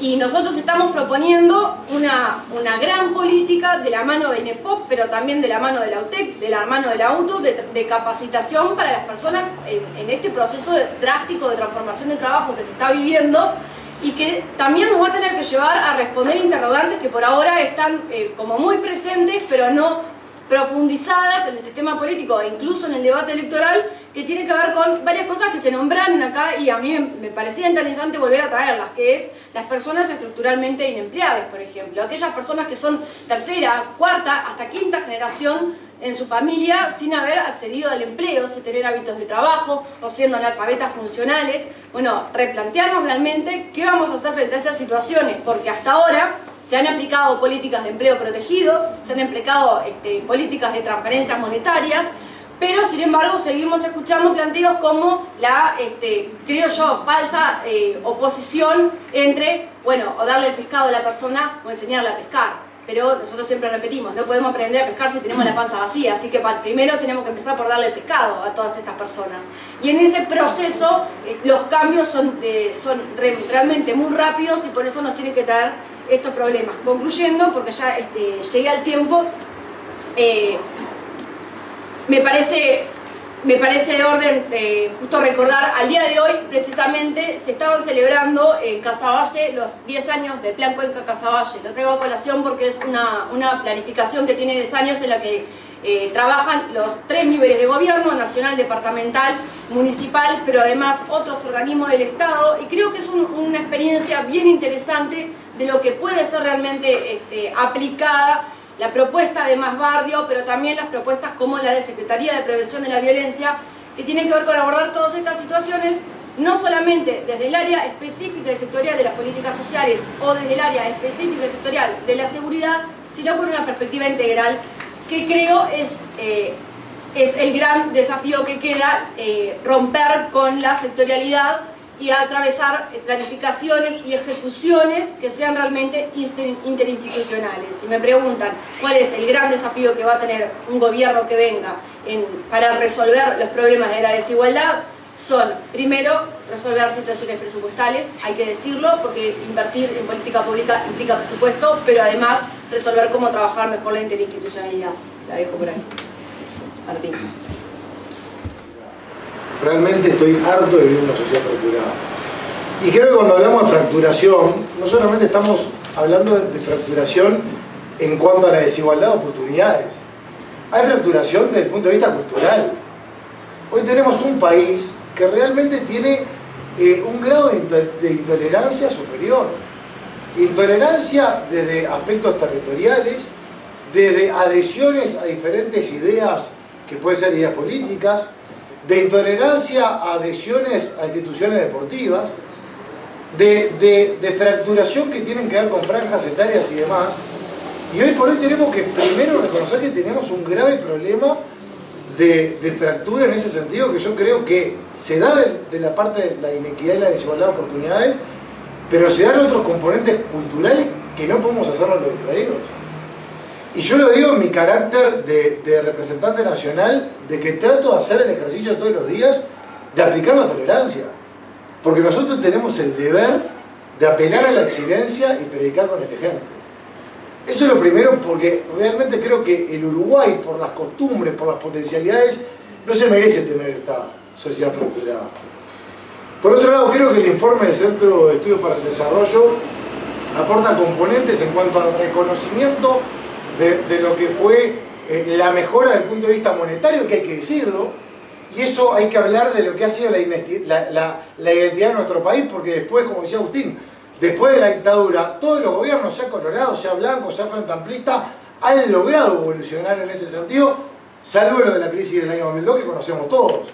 Pero eso habla de un carácter transversal que, independientemente que esté en el gobierno, esta es una pelea que es prioritaria. Y yo en eso quiero reconocer a todos los partidos políticos porque han sabido o han tenido la intención de evolucionar en la materia. Pero creo que no nos podemos quedar solamente con lo monetario, porque si no nos convertimos en seres que solamente hacen una reflexión salvajemente materialista. Entonces tenemos que ir al ser, a la prosperidad. Y en la prosperidad, así como reconocemos eso con mucho gusto, tenemos que decir que en la bonanza económica hay un montón de uruguayos que le pasó por el costado. Porque hubo bonanza económica y cuando pasamos raya tenemos peor educación y una emergencia en ese sentido. Pasamos raya y tenemos más inseguridad. Pasamos raya y hay cada vez más gente en asentamientos. Pasamos raya y hay más gente en situación de calle. Entonces, no solamente tenemos que dar la vuelta olímpica con la balanza económica, es más, deberíamos también hacer mea culpa, y estoy hablando en términos generales, no atribuido a nada en particular, de cómo pasa una bonanza económica que deja los indicadores que deja, y hay uruguayos, hay compatriotas viviendo en peores condiciones. Y en los datos que plantea el Centro de Estudios para el Desarrollo, hay aspectos adicionales a agregar, que son de carácter objetivo. Por ejemplo, el informe que presentó el MIDES en abril de este año, en donde la cantidad de gente en situación de calle ascendió 18,4% más. Eso es un dato que nos debe alarmar. No es un porcentaje. Son uruguayos que tienen corazón, que tienen sentimientos, que hoy por hoy están siendo muchas veces castigados por una realidad que golpea. Y esto pasa después de una bonanza económica. Hay un informe del Programa de Naciones Unidas para el Desarrollo que hace referencia a que el 40% de los hogares de nuestro país tiene riesgo de caer en pobreza. Ese es un dato que también nos tiene que alarmar. Cuando hablamos que se pasaron de 589 asentamientos a 607 asentamientos después de esta bonanza económica, nos tiene que alarmar. Cuando hablamos de que hay aproximadamente 135.000 menores de edad que están dentro de la pobreza, según esto un estudio del Observatorio de Niños y Adolescentes del Uruguay, nos tiene que alarmar. Como nos tiene que alarmar también la pérdida de puestos de trabajo, que es aproximadamente 160.000 compatriotas que hoy por hoy están desocupados, y aparte acá vemos otro modelo de fracturación. Los menores de 25 años, el promedio según el trimestre abril y junio, ronda en el 27% la tasa de desocupación. Si esa misma franja etaria menores de 25 lo tomamos en mujeres, hablamos que asciende un 33%. Esto genera claramente una fractura social. Estos son temas que tenemos que enfrentar con absoluta determinación. Hay datos donde también las señales que van en la línea de la discriminación generan fractura social. Cuando el Estado no cumple con el 4% de las vacantes para personas con discapacidad, eso también incrementa la fractura social.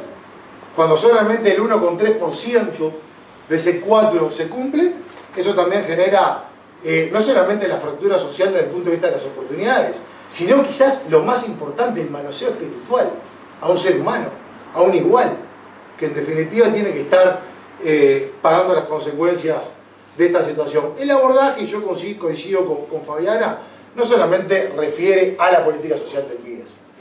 El abordaje es mucho más horizontal y mucho más abarcativo, pero no podemos dejar de referirnos al MIDES.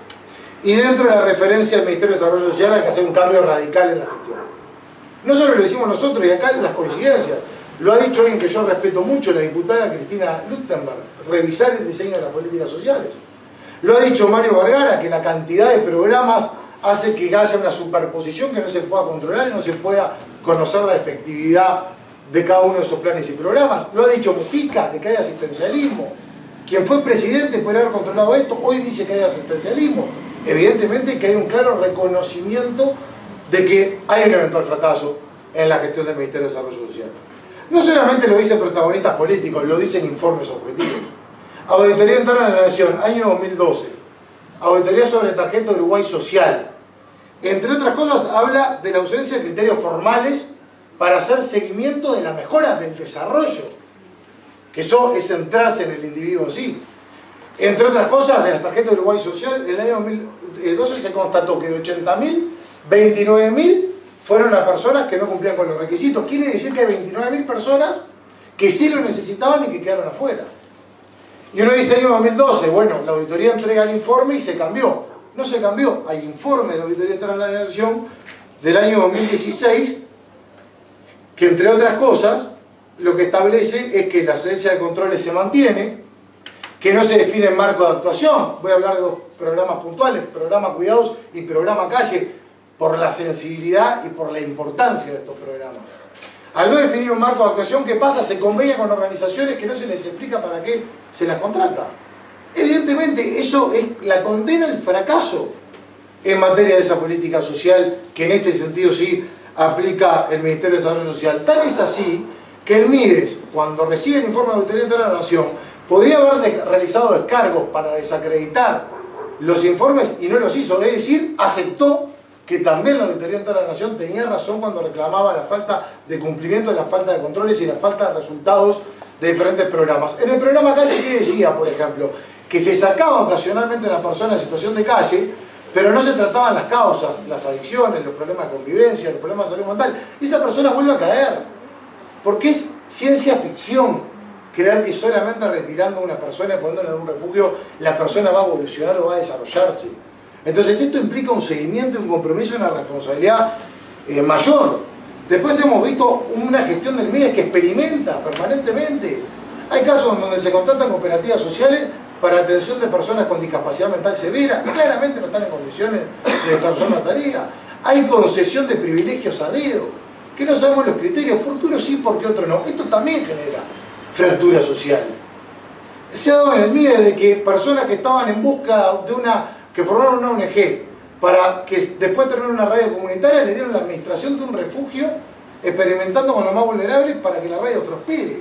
Estas son cosas que hay que cambiar de raíz en el gobierno que viene. Hay que cambiar de la raíz, son realmente inaceptables. Por otro lado, nos ha tocado ir de recorrida sorpresa por refugios. Habrán visto que, o habrán escuchado que trascendió que no nos dejaron ingresar. En uno nos dejaron ingresar y podemos constatar que con fondos del MIDES se financia una radio instalada en un refugio que hace propaganda al Frente Amplio y cuestiona candidato de la oposición. Eso es inaceptable, porque si desde el Ministerio de Desarrollo Social, que tiene que predicar con el ejemplo, ocurren este tipo de episodios, evidentemente que la esperanza se derrumba, que la expectativa se cae, que se termina convalidando un modelo que no es el modelo que tiene que representar a nuestro Uruguay. Entonces, esos cambios de gestión deben darse de raíz. Recortes en el programa del Instituto Nacional de Alimentación. Había un programa de riego nutricional que abarcaba 15.000 personas, se recortó. Según denuncian los trabajadores y el sindicato de Linda, la ministra dio la orden de decir que se había caído el sistema para no afrontar la situación de que se estaban negando esos programas. Estas son situaciones inaceptables. Podemos hablar mucho de propuestas, podemos hablar mucho de diagnóstico, pero si la persona que está a cargo no tiene la responsabilidad con los fondos públicos, evidentemente que ya de raíz y hacia abajo está permeando una situación que no es la indicada. Por otro lado, nosotros en el MIES, aparte de la gestión, aparte de poner a la persona como centro y de la dignidad, hay que fortalecer la rectoría, simplificar la cantidad de programas. A veces son necesarios menos eslogan y más acción y seguimiento, menos escritorio, más calle, más gastada de suela y estar más arriba de la gente para poder ver esa evolución y ese desarrollo, porque si no es un cumplido en vez de cumplir con aquellos que en los discursos decimos que en definitiva estamos cumpliendo. Encontrar, como se decía, referentes en las localidades. No es lo mismo que hable un igual, uno que vive la misma, que se levanta al lado, que atraviesa el mismo problema, que tiene el foco infeccioso en el mismo lugar, que el que no. Entonces, en este sentido, creemos que hay que dar un cambio de gestión importantísimo. Apostar a la primera infancia. En términos futbolísticos, la primera infancia es lo que los países nos jugamos a la final del mundo. Si no hay primera infancia, no podemos soñar con un país modelo desarrollado. Y en ese sentido, el Uruguay hoy, en el Estado, se destinan solamente 25 pesos de 100 pesos a políticas públicas sociales que tengan que ver con niños y adolescentes. Claramente es insuficiente, hay que jugar desde la raíz en una estrategia más ofensiva. También en aspectos de salud, la consulta, ya sea de 0 a 3 o de 4 a 6, tiene que tener más tiempo para que el profesional pueda llegar a visualizar en toda la magnitud y en todo el panorama cuál es o cómo se encuentra el estado de situación. Hay que terminar con la inequidad y la discriminación que hacen otros organismos del Estado, como el Banco de Previsión Social. Por ahí había visto al doctor Felipe Polié, que hace un tiempo me trajo una inquietud que constatamos que es así. En el Uruguay de hoy, para niños que tienen discapacidad o alteraciones del desarrollo, algunos sí reciben ayudas extraordinarias para mejorar y tratar estas situaciones y algunos no. Según sean hijos de unos funcionarios, reciben. Según sean hijos de otros funcionarios, no la reciben. Esto no solo es discriminación, esto es una desigualdad, una inequidad que se da de los más chiquitos, que claramente no es una estrategia que vaya destinada hacia la primera infancia. El tema educativo que tiene que ver en esa política horizontal que estamos hablando, estamos en una emergencia educativa. No logramos retener, no logramos concentrar. Hay que incentivar a que los mejores vayan a los lugares más complejos porque conviven con unas realidades más adversas que implican un esfuerzo y una capacitación mayor. En el programa del Partido Nacional está bien claro cómo incentivar recursos humanos para que vayan a los lugares más complejos a dar una mayor mano y una mayor educación. En el área del deporte, el deporte tiene que echar la esquina correcta. Yo le voy a hacer una confesión y si se da la instancia voy a decir en qué caso me acuerdo. Yo estuve a punto de arrancar para la esquina equivocada. Estuve a punto. Tuve la fortuna de que en la vida me encontré con unas voces que me decían eso no, vení para esta esquina, la de la pelota, la que empezó educación física, la que compartimos, no importa ni las características de cada uno en su casa, no importa, compartimos. Y el deporte tiene que articular una política social, una política sanitaria y una política educativa y tiene que ser verdaderamente una transmisión en valores que no hay que desconocer. Y en este sentido también es importante contar con líderes del deporte y de la cultura, muchas veces, para que den señales que hay que dar. Yo siempre pongo el mismo ejemplo, los jugadores de la selección uruguaya, estos son unos cracks. Cuando estén en Uruguay, che, que tenés un ratito, cae una escuela de sorpresa. Graben un video para difundir en redes sociales, vamos a dar una charla en la plaza, vamos a dar señales de esas voces que hay que dar sobre que el camino es ese, el camino recto, y eso también ayuda a las oportunidades. Y voy terminando, lucha frontal con la violencia social y el narcotráfico. En el narcotráfico yo soy partidario de endurecer penas. Como escuché una definición de un legislador del Frente Amplio, el narcotraficante macro, el que lucra con la salud ajena, es un genocida indirecto. Para mí son situaciones donde yo por lo menos tengo tolerancia cero. Respeto otras opiniones, creo que las hay, pero la lucha contra el narcotráfico tiene que ser una lucha frontal en donde lo territorial también juega y donde las penas también deben jugar. Y lo último, y quiero hacer una coincidencia con Fabiana, lucha contra la violencia social. Yo particularmente soy partidario de rebelarnos contra todo tipo de violencia. Si hay un ser humano sufriendo injustamente, esa situación hay que rechazarla, porque si rechazamos una sí y otra no, convalidamos en términos generales. Pero está bien que diferentes personas eleven el grito en contra de ciertas clases de violencia. Yo he escuchado a Fabiana muchas veces hablar en contra de la violencia contra la mujer. Y acá me pongo espalda con espalda. ¿Cómo me voy a poner espalda con espalda?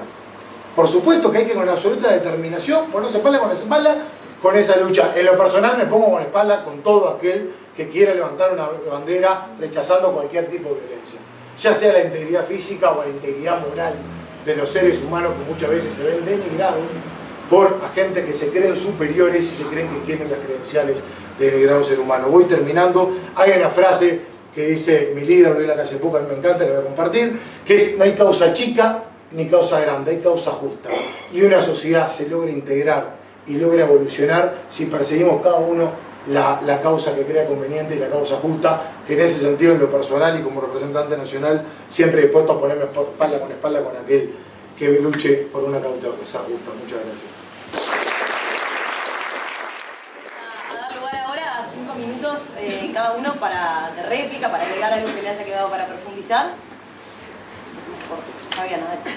Bueno, yo, más allá de los comentarios de Martín, no me voy a poner a responder las críticas a mí. Martín tiene mucha experiencia con las interpelaciones del Ministerio de Desarrollo Social y seguramente va a tener otras oportunidades. A mí me importa hablar sobre todo de diseño de políticas y mirando para adelante, porque cuando hay cuestiones, incluso que en algunas podamos llegar a hacer acuerdo de problemas de gestión, los problemas de gestión son, me animo a decir, que bastante más sencillos de resolver que los problemas de diseño y que los problemas de política de fondo.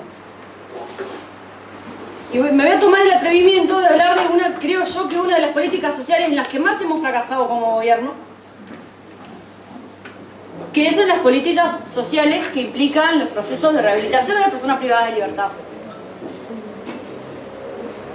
Porque el Frente Amplio, cuando asumió el gobierno por primera vez allá por el 2005, declaró emergencia carcelaria y por eso aprobó una ley de humanización de cárceles que no en ese entonces, pero muy inmediatamente designado el primer comisionado parlamentario Álvaro Garcés defendió y consideró apropiada, con alrededor de 4.000 presos.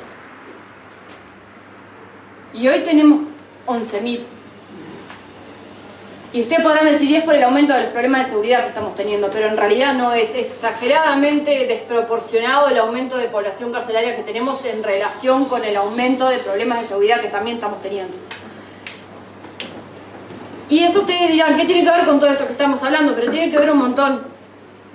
Uno de los problemas que está más visible en este momento, en términos de políticas sociales, es el problema del aumento de las personas en situación de calle. Y yo he insistido muchísimas veces con esto porque me suelen preguntar qué pensás, que si tienen derecho a estar ahí, que si no tienen derecho a estar ahí. Bueno, yo lo que creo es lo siguiente: hasta que no resolvamos el problema de la reducción de riesgos y daños de las personas que tienen consumo problemático de sustancias, y hasta que no resolvamos realmente el problema del egreso, de la privación de libertad de las personas, no vamos a resolver el problema de las personas en situación de calle, porque ahí está el corazón de la problemática de la habitabilidad de calle en el Uruguay, específicamente sobre todo en Montevideo. Ahí y en el proceso de desmanicomialización que se está viviendo en términos de las personas que están con problemas de salud mental, con una ley a la que no se le fue asignado el presupuesto adecuado para resolver y canalizar la manera de abordaje de esa situación de otra manera. Y ese es el perfil de las personas en situación de calle.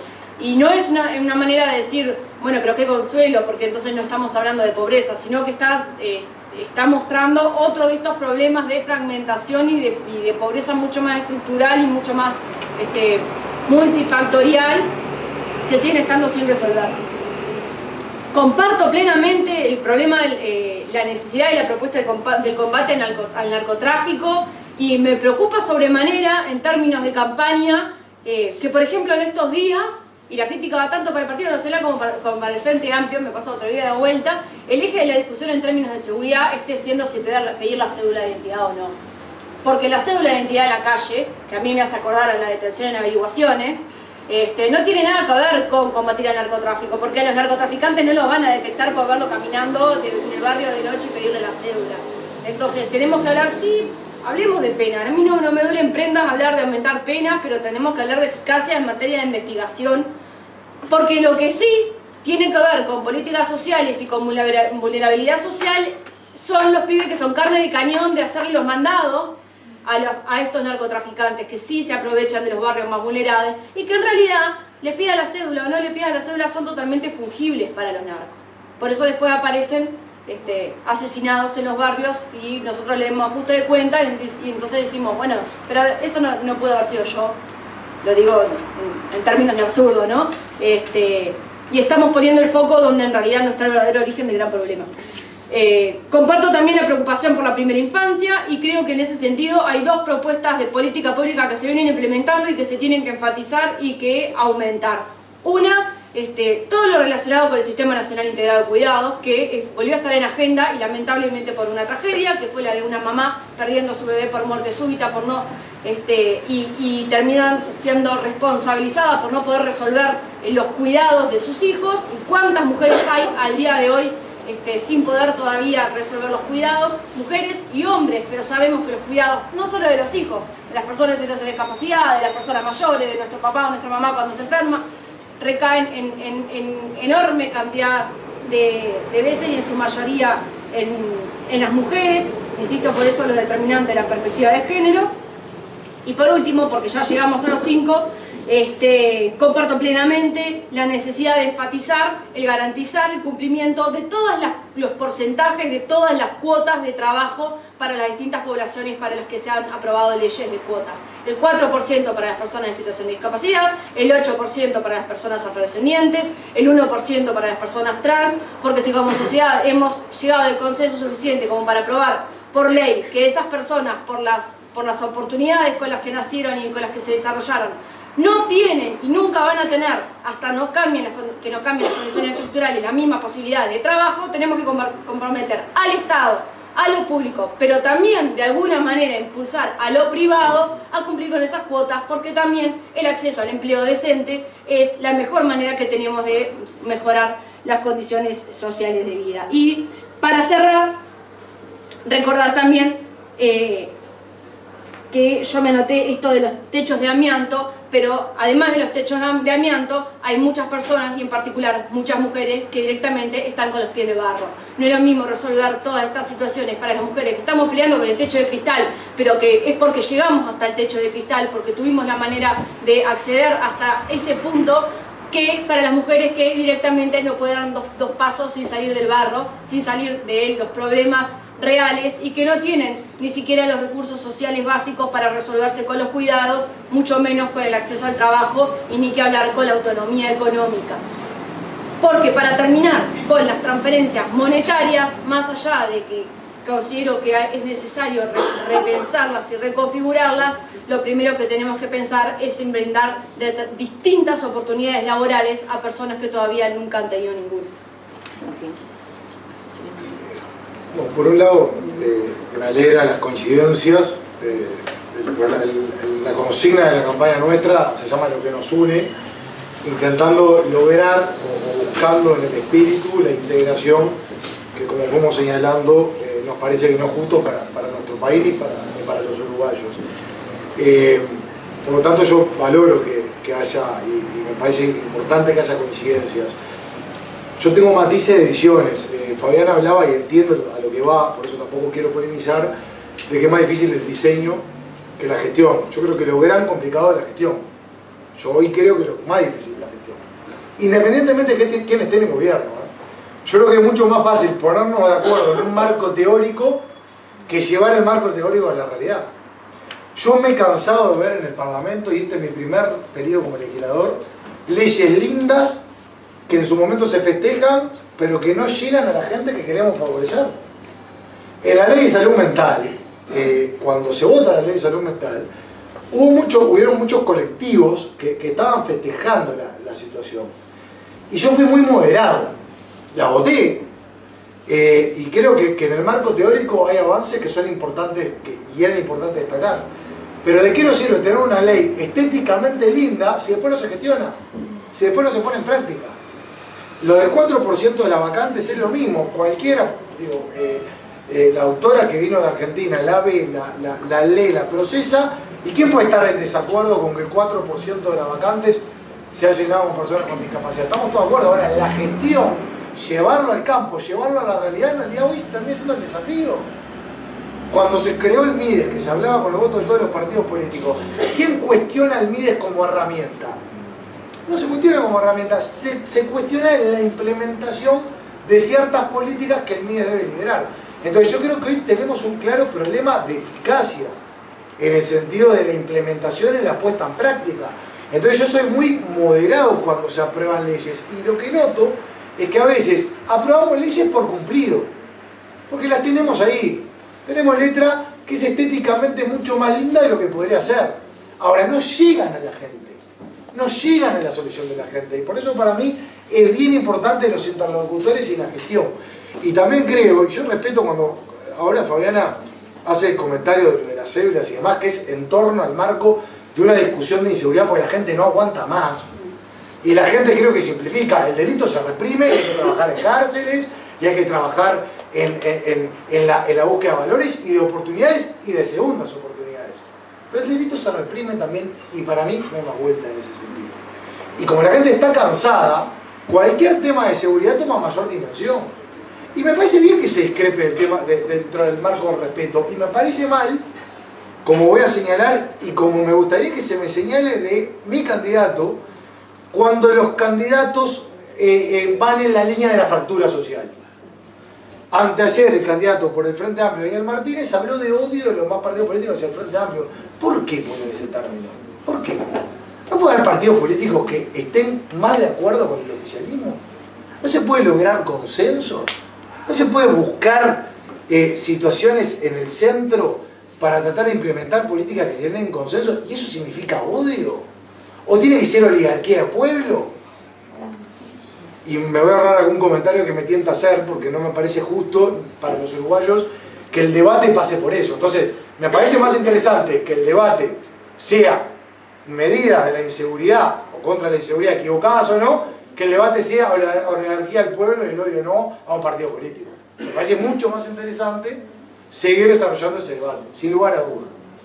Y yo, con mucho respeto, yo discrepo también en el comportamiento de estos temas del candidato del Frente Amplio.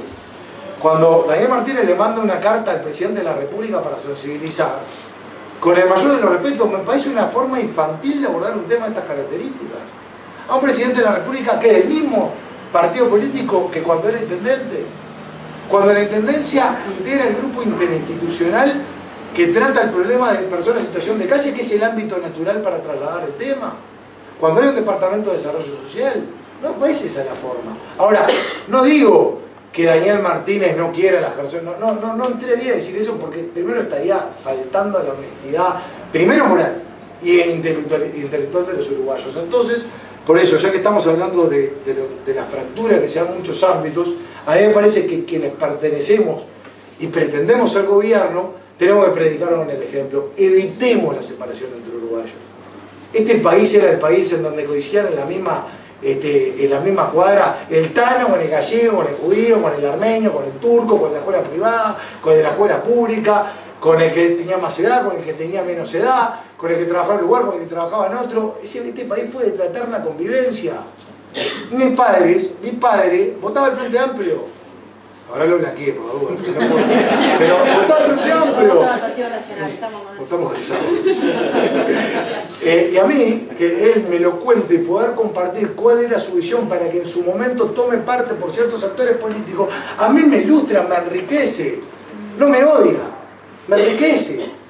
Entonces, me parece muy importante llamar a la reflexión y que todos estamos tentados a ir al camino equivocado. A mí se me preguntan, ¿cuántas veces vos te viste a punto de caer en tentaciones que el ambiente o las circunstancias de la vida te hacen llegar? Millones. Y siendo diputado, también. Y por eso me autoimpongo el tratar de ser mejor todos los días, predicando con el ejemplo, no solamente con aquellos que tengo una afinidad en la identidad política, sino sobre todo con aquellos que piensan distinto en una cantidad de oportunidades. Bien, bueno, habiendo terminado el espacio de exposiciones, brevemente, 10 minutos para preguntas. Voy a concentrar algunas de las que tenía previsto, dejo de lado las diferencias de diagnóstico quizás. Una bien sencilla para que me contesten. A ver, imagino un aspecto que puede interesar es, habiendo escuchado a los dos en las primeras exposiciones, sobre todo plantearon cuáles son los ejes centrales en materia de políticas sociales y cómo abordar la fragmentación social de sus partidos, ¿no? Hicieron una defensa de eso. Mi pregunta es, habiendo escuchado al otro y demás, si les toca perder en noviembre seguramente, según dicen las encuestas, ¿estarían dispuestos a respaldar las propuestas del otro a partir de lo que escucharon y de lo que seguro tienen leído del programa del otro? ¿Implique cambios a nivel legislativo y eso signifique levantar la mano en el Parlamento o no? ¿O simplemente dar el respaldo como tal de la política? ¿Cambiamos? Dale. Y si estamos invertidos nosotros, invertimos el orden también. Por supuesto, yo me evito, de que hay gente que trabaja en mi equipo, yo me siento incapaz, podrán creerlo o no, a mirar los ojos, el trato, yo soy incapaz de votar algo en contra de lo que creo mejor para mi país.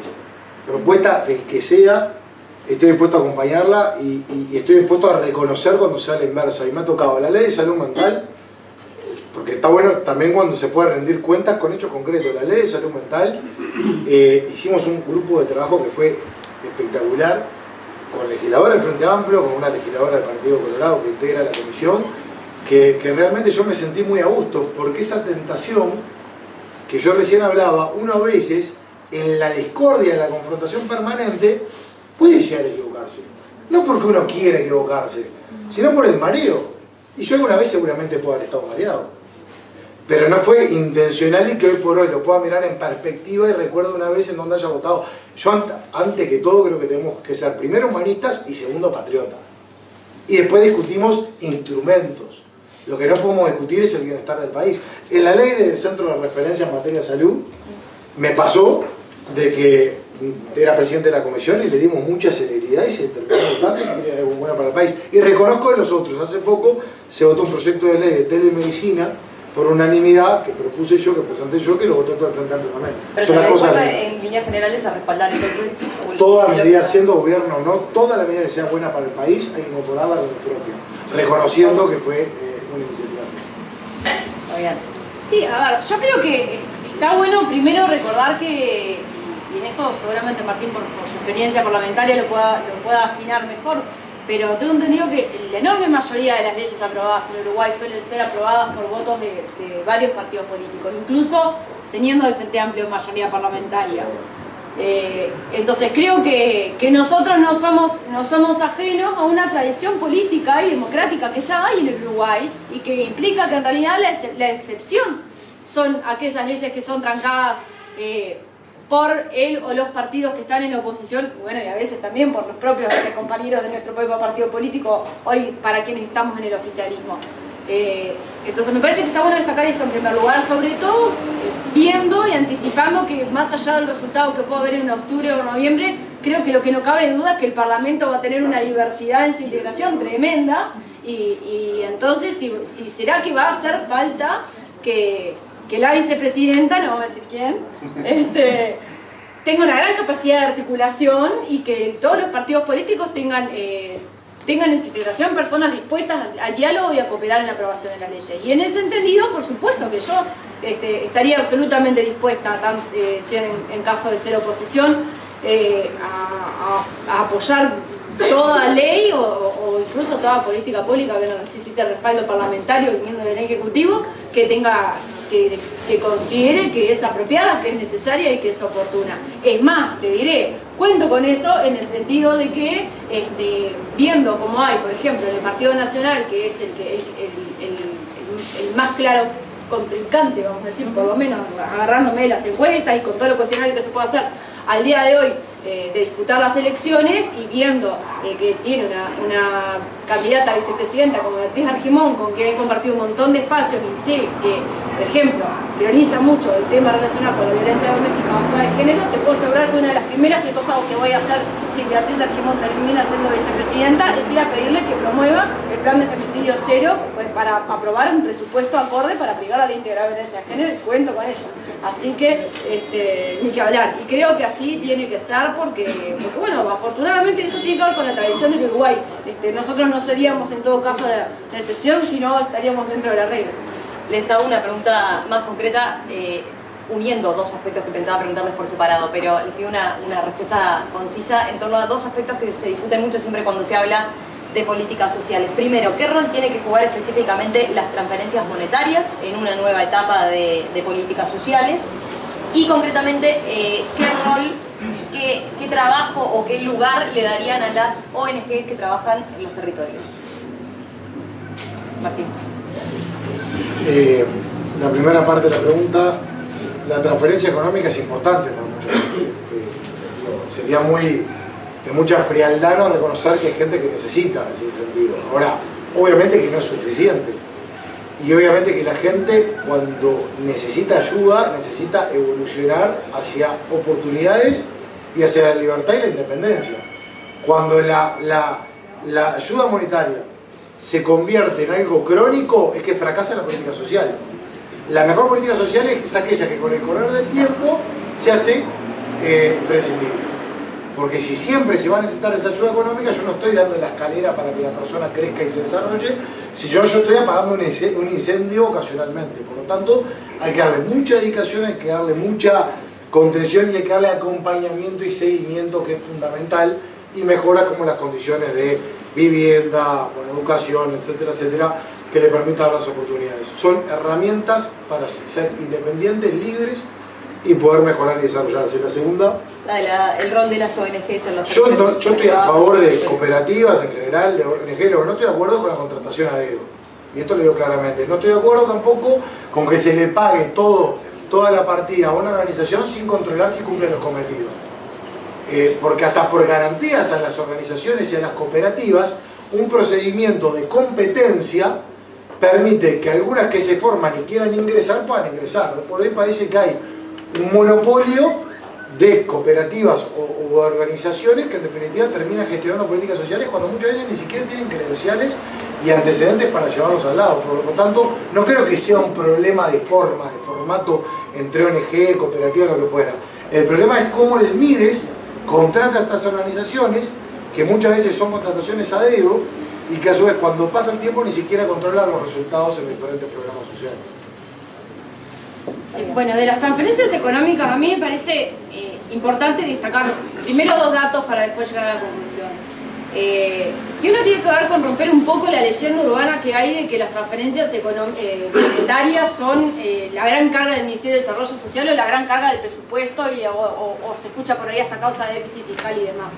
Entre lo que el Estado gasta entre transferencias monetarias, los programas del Ministerio de Desarrollo Social, incorporando también lo que tiene que ver con las transferencias por el INDA, no se llega al 1% del Producto Bruto, es muchísimo menos de lo que se invierte y se gasta, por ejemplo, en otro tipo de subsidios, paso desde el agro hasta incentivos empresariales y demás. Entonces, me parece importante señalarlo más allá de que no es específicamente la respuesta.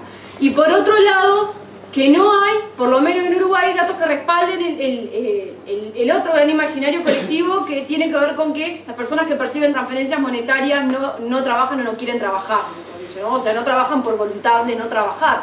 De hecho, los datos que tenemos del Ministerio de Desarrollo Social indican que de las personas que perciben alguna transferencia monetaria, el 62,7% está trabajando o está...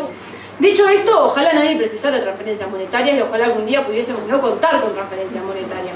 Creo que al día de hoy lo necesario es revisar todos los tipos de transferencias monetarias que perciben los uruguayos y las uruguayas para, en primer lugar, unificar mejor los criterios, ¿no? Esto que planteaba Martín, más allá de que discrepo en la razón de fondo de que el BPS otorgue una pensión por cuestiones de amiguismo, de clientelismo, no creo que vaya por ahí, ojalá que sí, que si hay un caso así sea como corresponde, pero sí es cierto que los criterios del BPS, ¿no? para las pensiones, los baremos que se utilizan, los criterios para la tarjeta Uruguay Social que de hecho es una de las transparencias más monitoreadas, por eso se tienen los datos que se tienen, y eso es una buena noticia.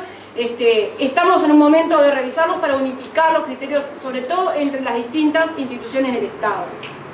Creo que hay que ir por ahí, pero realmente no creo ni que el gran problema de las cosas sin resolver, ni la gran solución de lo que queda por hacer, vaya de plano por las transferencias monetarias, salvo que nos planteemos una cosa una utopía un poquito más lejos, que es hablar de renta básica universal y de todo lo que eso significa. Que algunos me van a tildar de liberal, otros me van a tirar de izquierda y otros me van a decir mejor callate, pero bueno, creo que eso es para otra jornada. Y también cuando hablamos de transferencias monetarias, pensar en todas las transferencias monetarias, como por ejemplo las devoluciones por IRPF, de las que nadie habla cuando hablamos de transferencias monetarias y que también son transferencias de recursos del Estado a la ciudadanía. Y que vienen las mismas arcas. Eso lo sacaron bien. Gente, no está abierta la participación. Lo otro también son fondos del Estado que primero se le sacaron a alguien y después se otorgaron. Pero insisto, creo que es una discusión universal que hay que dar en todos esos términos. Respecto al tema de la sociedad civil, en términos generales, ONG, cooperativas, etc., yo creo que la política pública con perspectiva de derechos humanos lleva implícito la participación de la sociedad civil. Y parte de esa participación de la sociedad civil tiene que ver también con la cogestión en muchos ámbitos. Sobre todo cuando acá quedó bien claro la necesidad de centralización y de trabajo territorial. Y cómo el vínculo en el territorio muchas veces es mucho más fructífero con la ciudadanía por parte de quienes están en el territorio, quienes son organizaciones barriales, que desde los propios organismos del Estado. Lo cual no implica perder la rectoría del organismo estatal. Esto tiene, sí, grandes desafíos. Las contrataciones de cooperativas sociales, por ejemplo, que muchas veces se nombran como contrataciones a dedo, vale decir que son avaladas legalmente por INTOCAF. Pero también tenemos una problemática que es real, que tiene que ver con la capacidad de gestión de algunas de esas cooperativas, ¿no? Porque muchas veces son formas de organización de personas que han tenido poco acceso al empleo y terminan organizándose como cooperativas, como distintos organismos, y bueno, eso también requiere otro tipo de acompañamiento. Pero la regla ahí en principio es que sí, comparto plenamente la cogestión con organizaciones sociales o cooperativas. Martín, querías no voy a entrar en polémica, por más de que lo del TOCAF es relativo, porque el Tribunal de Cuentas interviene. Pero más allá de eso, no, lo que yo dije, el BPS, no hay dos lecturas, pero perdón que lo diga con esta contundencia, pero no es una interpretación mía. Lo dice la Institución Nacional de Derechos Humanos y lo dice la Sociedad Uruguaya de Pediatría. De hecho, el propio BPS reconoce, a través de una ordenanza y demás, que ciertos niños se integran y son beneficiarios de las ayudas extraordinarias y ciertos no. No es que yo esté acusando de clientelismo y eso. También lo digo porque no estoy acusando. Digo, pero está clarísimo de que el BPS toma niños clase A y niños clase B. Que lo está reconociendo y que es injusto. Sí, pero ¿por qué lo de los hijos? Porque los hijos de funcionarios que son contribuyentes del BPS del sector privado o que son hijos del BPS sí reciben ayudas extraordinarias. Pero muchos otros, ya sea porque no trabajan, hijos de personas que están desocupadas, o que son funcionarios públicos, pero no el BPS, no lo reciben. Esto está a texto expreso. Yo ya presenté un escrito solicitando que se derogue la disposición y a su vez, reitero, que la Sociedad Uruguaya de Pediatría y la Institución Nacional de Derechos Humanos ya se adhirieron al reclamo, incluso antes que yo, sosteniendo que generaba inequidad. Por eso digo que en eso no hay dos lecturas, está absolutamente consagrado. Muy bien, llegamos al final, se ha hecho largo, pero evidentemente había mucho interés, así que les agradezco a los dos también por el nivel del debate, del contrapunto, de las ideas que plantearon, y creo que nos permitió enriquecernos a todos, hacernos una mejor idea entonces de lo que proponen y de la lectura que hicieron del informe y del tema general. Gracias a los dos.